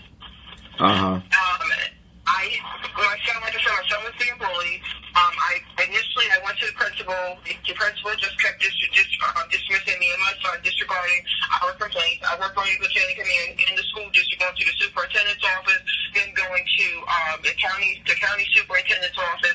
Finally, I had to file a complaint with officer rights. I filed 3 complaints with officer rights. I filed 7 complaints with within the school, HIV complaint. Nothing still was done. The officer rights told me they couldn't intervene right away. It takes about 6 months to investigate. So they're still actually investigating. Meanwhile, my son's still being bullied by 13 students. 2 of the students, which are their parents, are board members. And I actually had to call the police up to the school, had the police come up to the school, sign a complaint against 4 of the students. I just went to court last month with one of the students that was found guilty. And despite what the board members, the school counselor, and the anti-bullying coordinator and the principal finding, and so then the principal started retaliating and started making false accusations about my son, giving him demerits and giving him punishments, detention. Now, my son's been in school from kindergarten all the way up to mid-7th grade. He's never, ever had a disciplinary record. In kindergarten, like I said before, I got a few calls about his behavior. But, from 1st grade on up, I've never got any calls, never got any letters home. I've never got any emails. I go up to the school quite frequently. I'm an active parent on the PTA every single year. Never, I come pick my son up or I drop him off to school, volunteer, no teacher that pull me to the side and say, we're concerned about your son. So, like I said, from all the way up from kindergarten into mid-7th grade, he's never had disciplinary problems or disciplinary record. So, once I started filing complaints against the school and against the principal, that's when the principal started retaliating and making false accusations. The last false accusation he made against my son actually made against me too. We had a meeting at the school with the anti-bullying specialist. We had an interview. And we were literally in her office for about 20 minutes. After leaving her office, I went back into the principal's office because I was asked to go back in his office. He accused me of wiping feces on the front office bathroom wall. So I said, I didn't wipe any feces. I said, I wouldn't do anything. I said, that's not even something I would think of. And then he says, well, then your son did it. So then I said, my son, I know my son. He would not do anything like that. So then I started asking questions. Well, where's the feces at? Show me where the bathroom is right next to his office. He said, he has somebody clean it up. So I said, wait a minute. You knew we were next door. You knew me and my son was next door in the guidance council office. All the offices in the bathroom within close proximity of each other. You knew we were in there. Why would you come get us immediately and show us this alleged feces that's on the wall? So then he didn't say anything. So I said, would you take pictures? He said, no. I said, so you didn't come get us to show us. You don't have no pictures. And he says, well, if you don't leave my office, he said, this conversation is over. If you don't leave my office, I'm going to call the police. So I left his office. So then I told his secretary, I said, you call my son down to the front office. So he races out of his office. He says, don't call her son down. And then he turns to me and says, don't tell my secretary down. I said, I'm not telling her what to do. I asked her to call my son down. He said, same 5 words that I always use. Can you call my son down? And she always does. And I said, I've been using that since the beginning of school. I said, I transport my son back and forth to school since he was being bullied.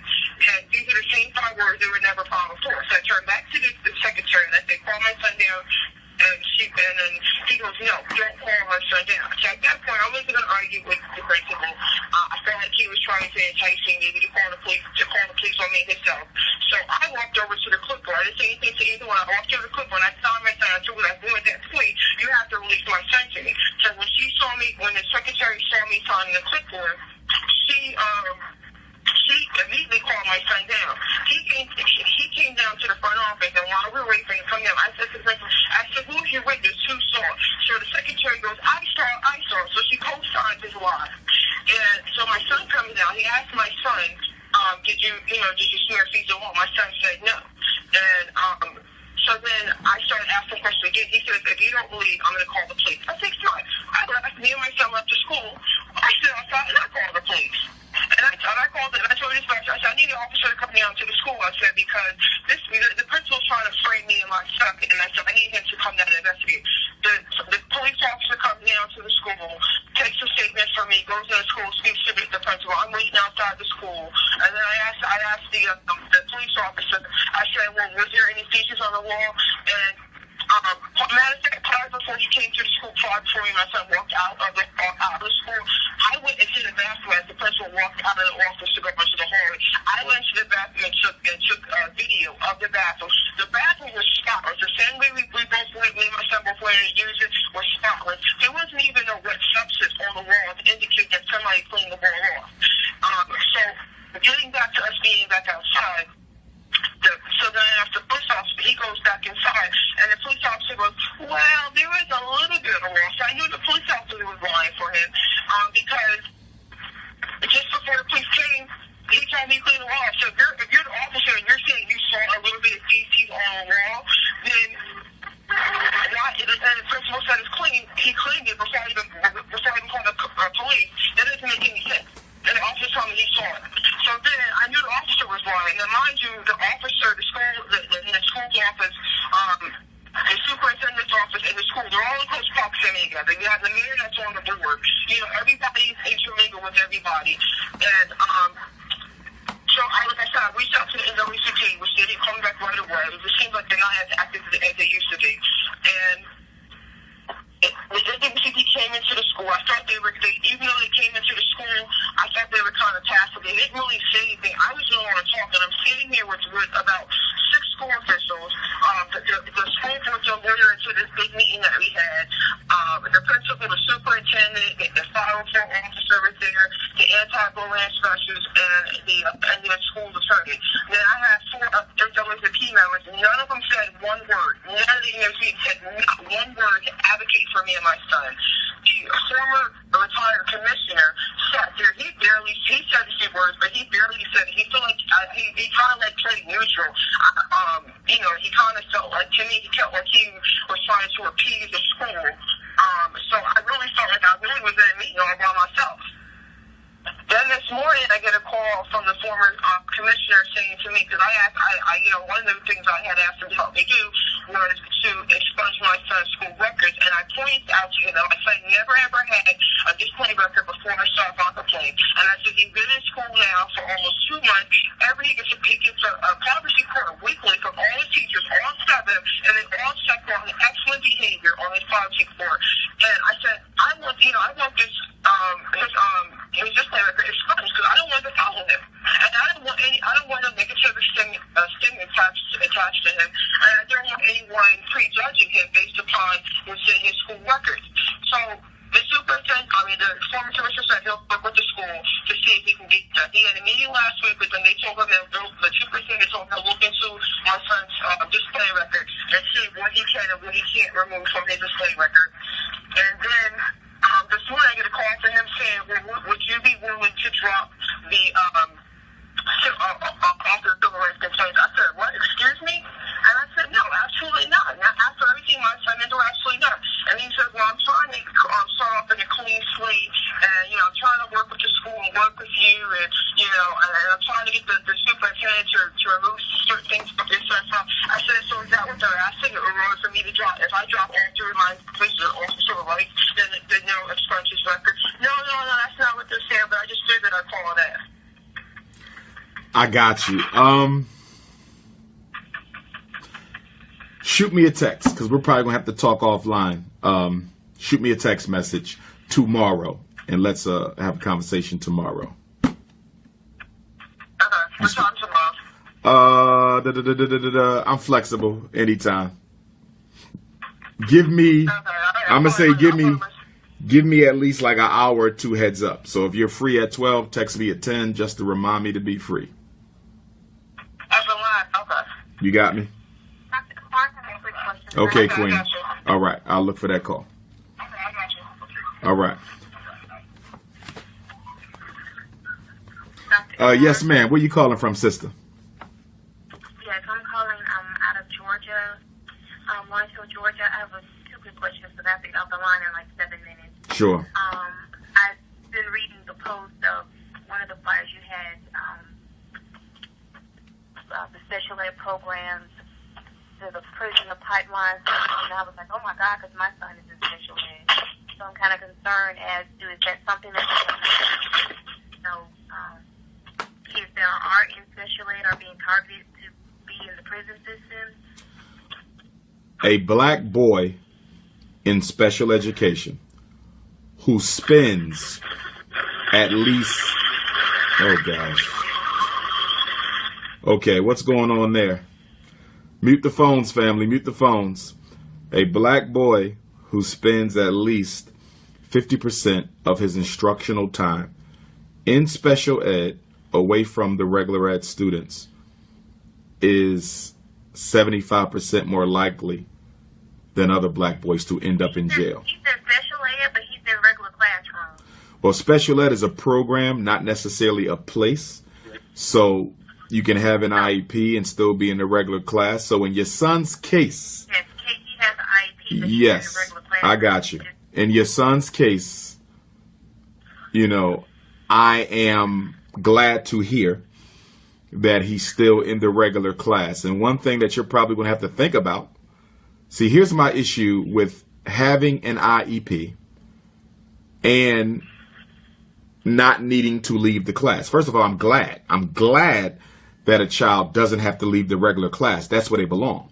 But what parents need to consider, if your child has a disability but does not need help outside the regular class, are we sure he actually has a disability? Just something to think about long term. Just something to think about long term. You know, but because he's in a regular class, he would not be included in that statistic that I just mentioned. So that's a good thing. Okay, well that's what I was concerned about, because he has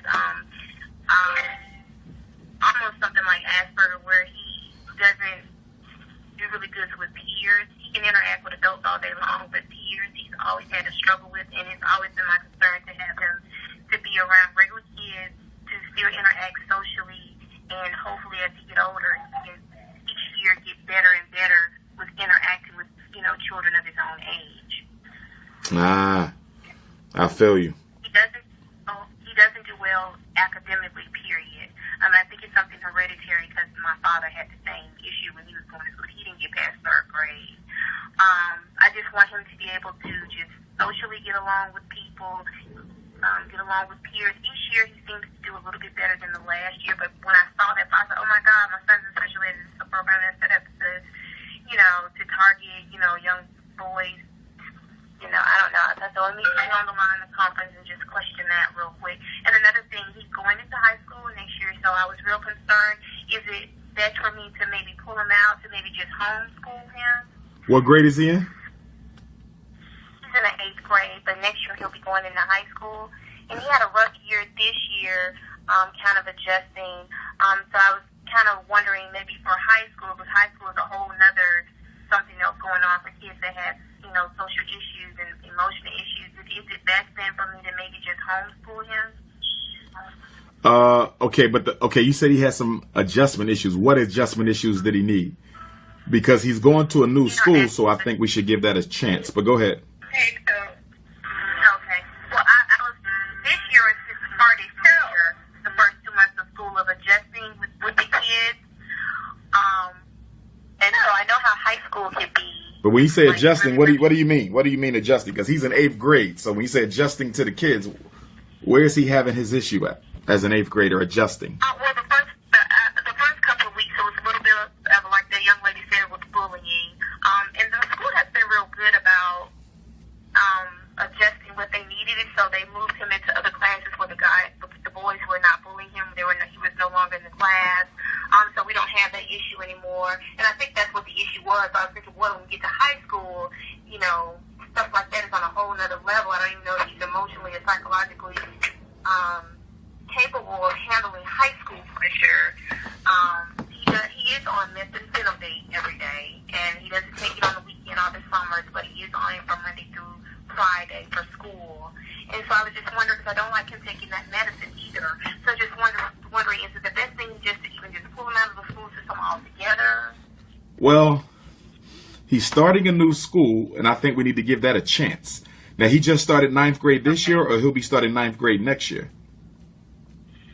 No, he'll be starting 9th grade next year, and that'll be at a new school, new high school. Okay, I mean, I don't like the idea of a kid that age being homeschooled necessarily if you hadn't already been doing it. Homeschool for high school, it's doable. Parents do it all the time. They do it successfully, but you have to be able to homeschool them at a high school level, with high school science and all, so, homeschooling high school students takes a lot more than homeschooling K-8. So you got to make sure you have that in your repertoire, or that you have, retired teachers and other professionals who can come and assist you with that, because that's not easy homeschooling a high schooler. The other question is he comfortable being at home? Because a lot of high school kids want to be at school, and then the other thing too, if he does want to be at home, then I'm a little concerned about why, because at high school you should be wanting to get out and get, interact, then I start questioning self-esteem and social alienation, that kind of stuff. Right, well, he has all of those issues. That's why it's been very important for me to always advocate for him to be in the class with regular children. Right. To try to almost force it on him to learn how to. He needs a therapist. He needs a therapist. He needs a good. He has a therapist. He's been in counseling since 1st grade. No, but it ain't working. Listen to me. He might have had a therapist since 1st grade. They're not working, because he shouldn't have needed no therapist since 1st grade. That's the whole point. He need an effective therapist, a behavior therapist, somebody who's going to work with him and build his confidence and help him get more comfortable interacting with other children, because he's going to be grown soon and you're not going to be able to hold his hand. And one of the biggest concerns I always have with the autistic kids on the autistic spectrum, sounds like he is a little bit, parents can baby them too much. We got to remember, we're not always going to be around. We're not always going to be around. Homeschool ain't going to be an option for your whole life. So, hiding him from it ain't serving us. He needs a very good behavioral a good therapist. Explore those fears, those conditions, work with you to make sure you're not enabling too much. You need a real good therapist. Where are you based at? I live in Lawrenceville, Georgia. Lawrenceville, Georgia. I'll be in Atlanta December 28th. I saw on the app that you'll be here December 28th, yes. In Atlanta? Yes, Shrine of the Black Madonna. I was trying to find it on Eventbrite, but I couldn't. I got to put it up. It ain't up yet. It'll be up by Friday. Friday. Oh, okay. Yeah. And I'm going to tell you something else. In my experience, I'm not a psychiatrist. I'm a school psychologist. In my experience, giving autistic children ADHD medicines doesn't interact well. And the reason it appears to me that it doesn't interact well is because if you're already autistic and somebody's giving you medicine that's going to rev you up or slow you down, you already have a cognitive deficiency with autism. You don't need medication on top of that, adding to that deficiency. He's been diagnosed ADHD, social peer interaction, some type of disorder. He has not been diagnosed autistic. He weighs things autistic, but he's had 2 different psychiatric evaluations, and he's just. And I think it's like I said. I think it's more so hereditary because his grandfather was that way. He's very isolated, didn't socialize, didn't do well in school with the peers. But when he got as a grown man, he never read, he never learned how to drive. But he always had 2 jobs. He worked at a police station and then a janitor at a school, so he did know how to just go do his job and then come home. And so I think my son, kind of had somewhat of what he had. I got you. I don't know. I wish I got you. The answer is, okay. It sounds like he's on that spectrum. It might be mild, but it sounds like on the spectrum. He don't need the diagnosis. No. He just has some of the characteristics that are going to affect him, throughout life.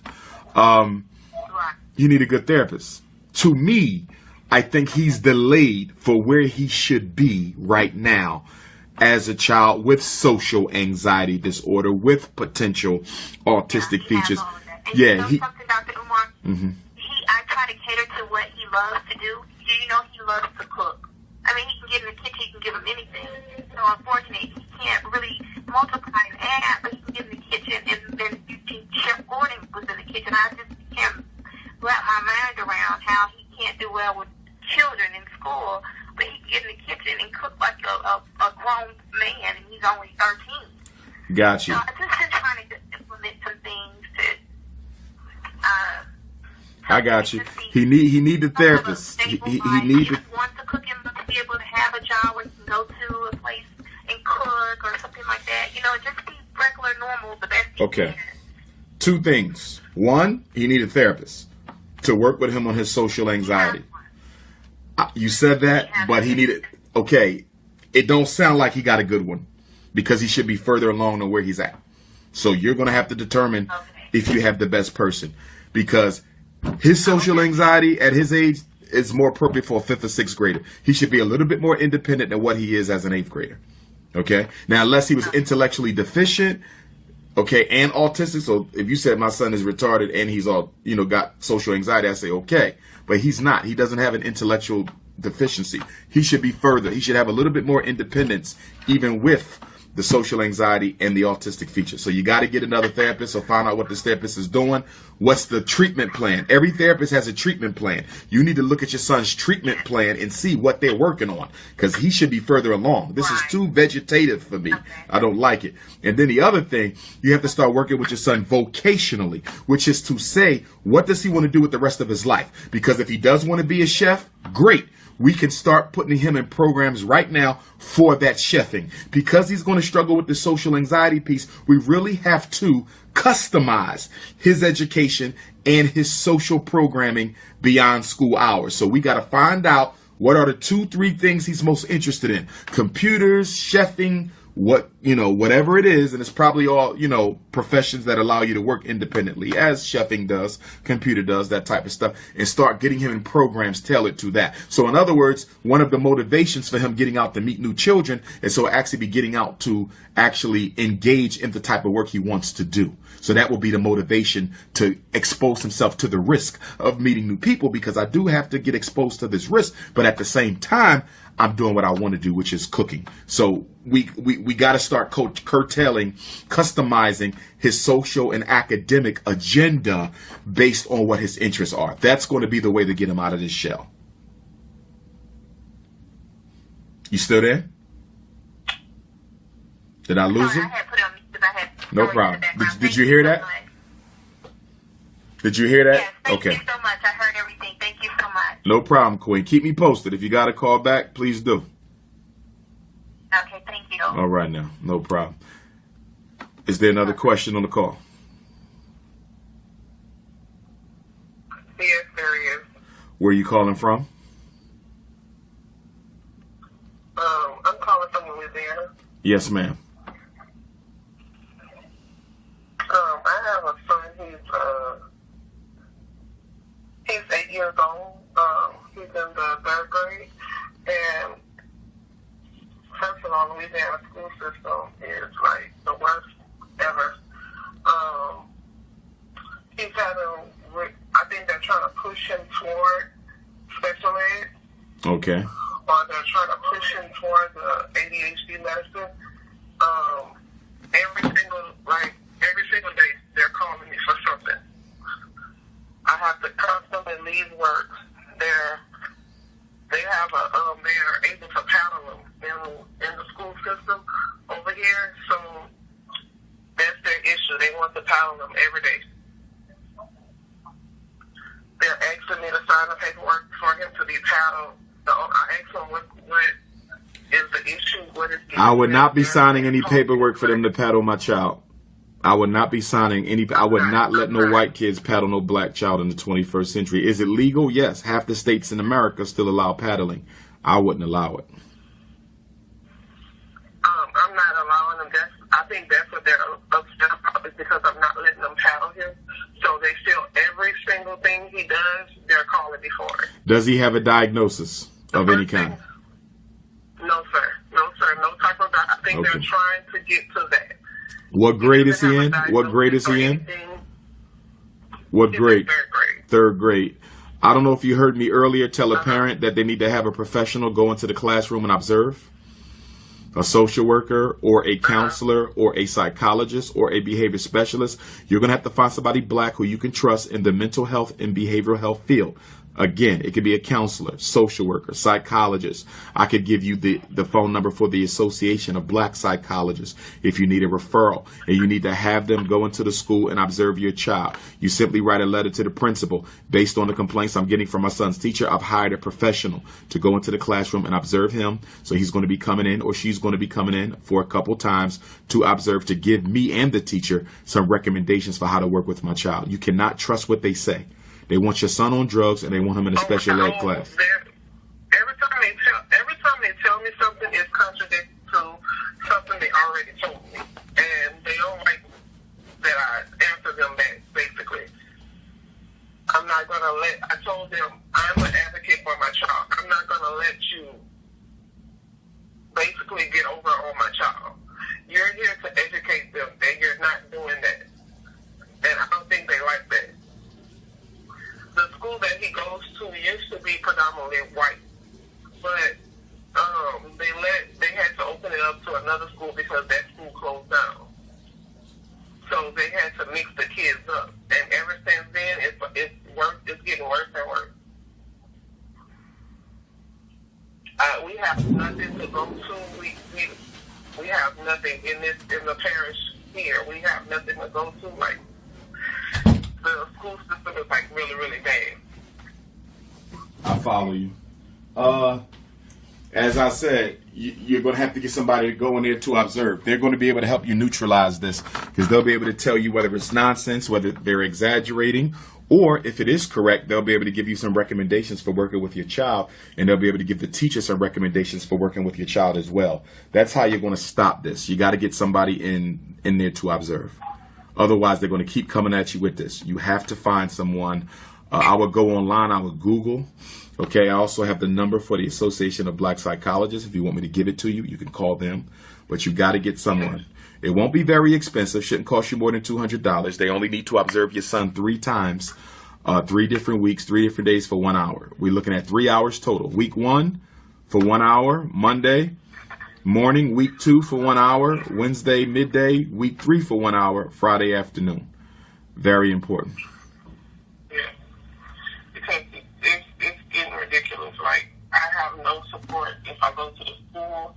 The principal, they have a white principal this year, and his teacher is white, and they stick together. The teacher, I was told by another teacher that his teacher came up to her and said, "We need one more signature to get him out of here."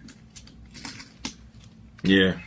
You might also have to write to the superintendent. That they're trying to get him out of the school. They're basically trying to expel him from school, a 3rd grader. Okay. What I want you to do. She said that's why they keep calling you. Okay. What I want you to do before I let you go, I'm going to give you my number, and I want you to text me. There's someone down there in the National Independent Black Parent Association who I'm going to have work with you. We have a chapter in Mississippi that's not Louisiana, but it's close enough. She will work with you to help you through this. Do you have my cell number? No, sir. What is it? 215-989-9858. 215-989-9858. Text me and remind me you're the parent from Mississippi, and I will send it to her, and she'll get in contact with you. Okay, and I have another. Are you coming from Louisiana anytime soon? New Orleans, and or Lafayette is on my list of dues. I don't I'm 30 listen. miles from Lafayette. Okay, so you're closer to Lafayette. So Lafayette, I actually work in Lafayette. got you. Lafayette and New Orleans, they're on the list. I'll probably do them in February, Black History Month. Yes, oh my God, yes. Okay, thank you so much. No problem. Thank you, sis. And hang in there. Make sure you send me that text. Okay. All right. Thank you. No problem. Brothers and sisters, we're going to go until 12, and then we're going to cut because checkout time is 12. We started at 6, so that'll be 6 hours. I don't know if that's will be my longest Black Parent Teleconference because we've done some long ones. I think we might have done a 7 or 8. I don't know. Maybe today's may have been the longest ever at 6. But something tells me we've done 7 or 8 hours before, I think. So it might be the third longest if it's not the longest. But we got to cut at 12 because I have to check out. So we got 30 more minutes. Before I go to the next question, I just want to remind everyone that I'll be speaking in Trenton, New Jersey. Trenton, New Jersey on Sunday, this Sunday, October the 15th. Dr. Umar will be in Trenton, New Jersey. Next Thursday, October the 19th, Dr. Umar will be in Hamden, Connecticut. Thursday, October the 19th, Hamden, Connecticut. Saturday, October the 21st, Columbus, Ohio. Saturday, October the 21st, Columbus, Ohio. Nashville, Tennessee, Friday, November 10th. Nashville, Tennessee, Friday, November 10th. Nashville, Tennessee, Friday, November the 10th. Long Beach, California. The Black Consciousness Conference of Long Beach, California. Saturday, October the 18th. Atlanta, Georgia, December the 28th for Kwanzaa. Atlanta, Georgia, December the 28th for Kwanzaa. Houston, Texas, Saturday, December 30th for Kwanzaa. Houston, Texas, Saturday, December the 30th for Kwanzaa. Detroit, Michigan, New Year's Day, January 1st. Detroit, Michigan, New Year's Day, January 1st. Chicago, it looks like you'll be the first Saturday of January. I'm waiting for confirmation. Chicago's going to be January. Las Vegas is going to be January. I'm still looking for a venue in Las Vegas. Also, New Orleans. New Orleans might get put in Kwanzaa week. There's a chance that New Orleans might get put in Kwanzaa week. If not Kwanzaa week, then we're going to put New Orleans in January. But again, you can get tickets for all the events on Eventbrite. Trenton and California, you have to call or pay at the door because it's not my event. I'm just the keynote. All the other events are my events. You get the tickets on Eventbrite. Atlanta and Nashville. Atlanta and Nashville, I still need to put the event up on Eventbrite. It will be up there by the end of the week. Is there another question on the call?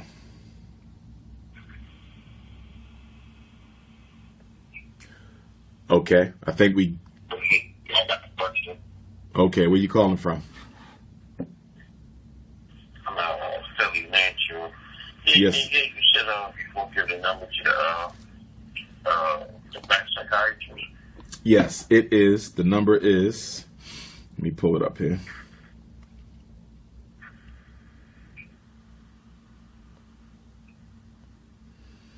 (301) 449 3082. 301 449 3082. Now, because you're in Philly, I can give you the email for the Philadelphia chapter contact of the Black Psychologist. I don't have it on me, but I can get it, my brother. So if you shoot me a text, I'll find that for you and text that to you. Okay. Philly office. Yes, Philadelphia chapter. Yeah. South Carolina. There's a chapter just about everywhere. Association of Black Psychologists, I think, has chapters in most states. But because I don't have contacts to everyone in the individual chapters, I normally just send everyone to South Carolina. But if you call that number, that's the national office. If you call that number, they will give you the South Carolina contact. You can also Google it, too. You can Google Association of Black Psychologists in South Carolina. They definitely have a chapter there, though. Definitely. Okay, I appreciate that. No problem. And this is a different kind of question. I want to kind of wait to be the last one or whatever.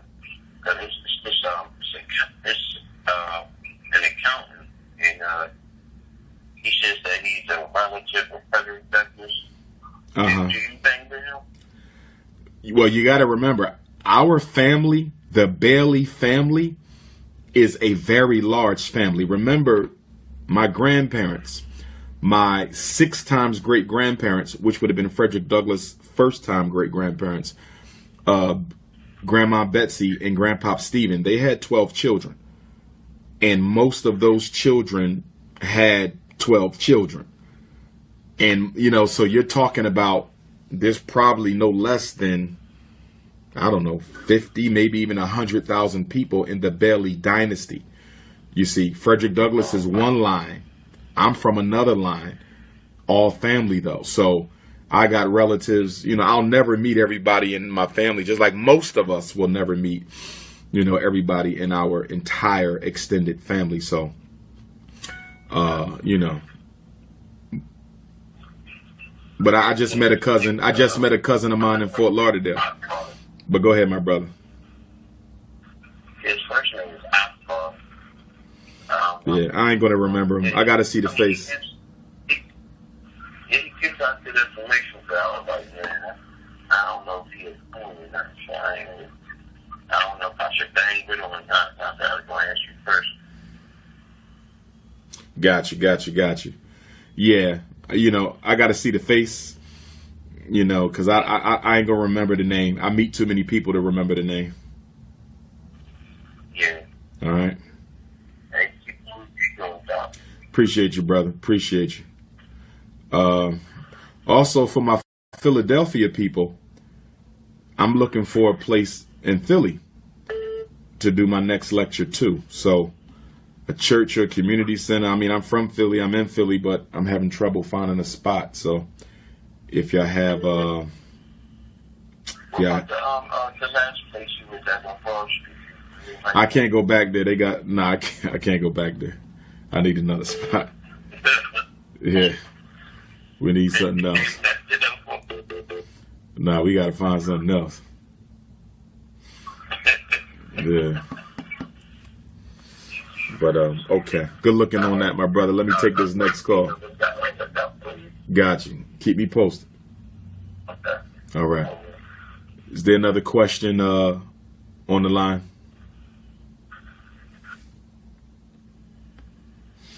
Think we might have got to everybody? No, go ahead. I'm just the young lady from South Carolina. I just want 2 questions. One, when did you say you'll be coming to Columbia again? When do you have a scheduled date? And 2, is Columbia, South Carolina still on your list of building a school?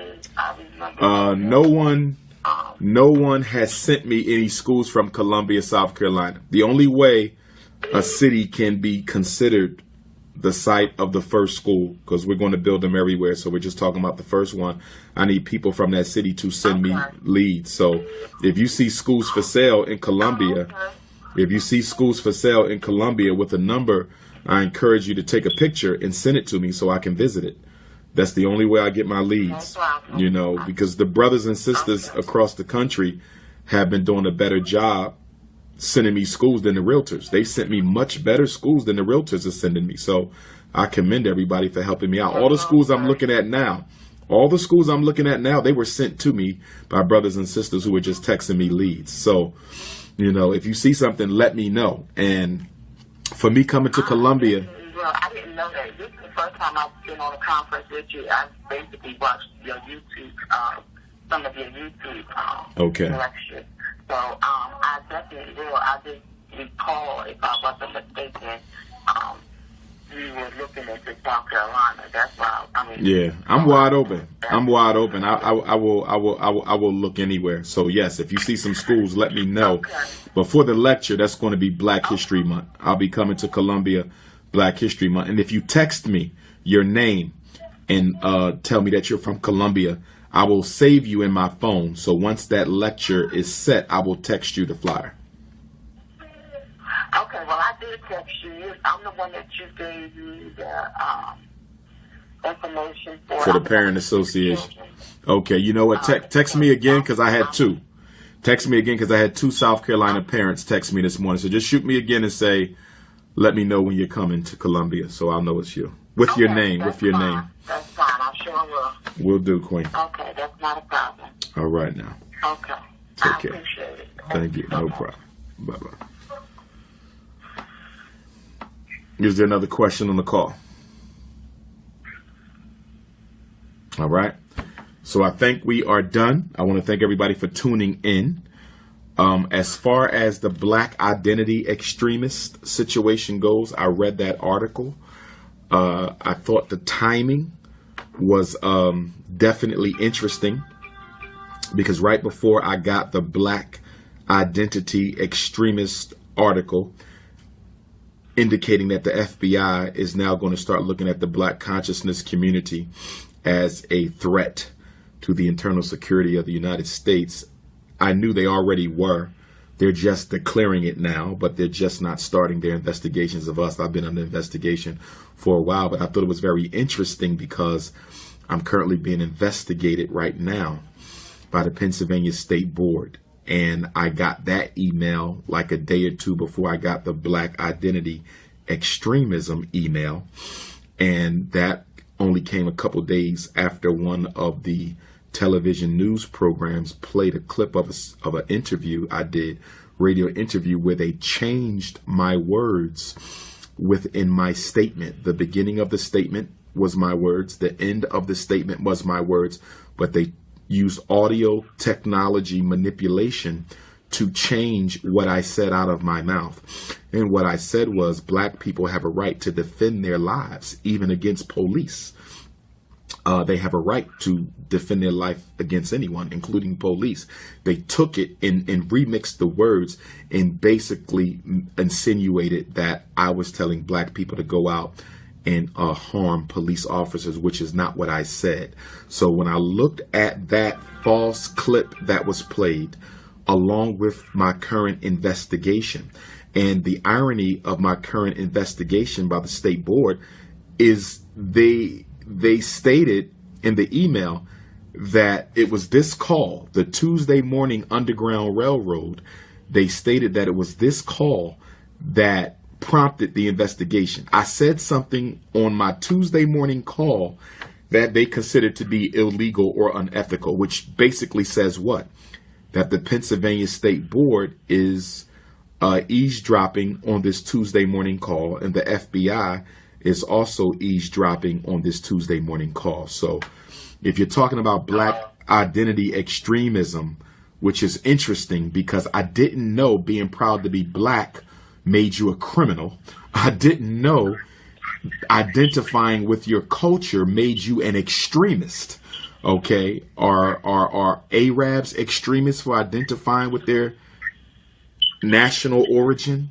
Okay, are Mexicans extreme for identifying with Mexico? But when African Americans identify with Africa, we're now terrorists.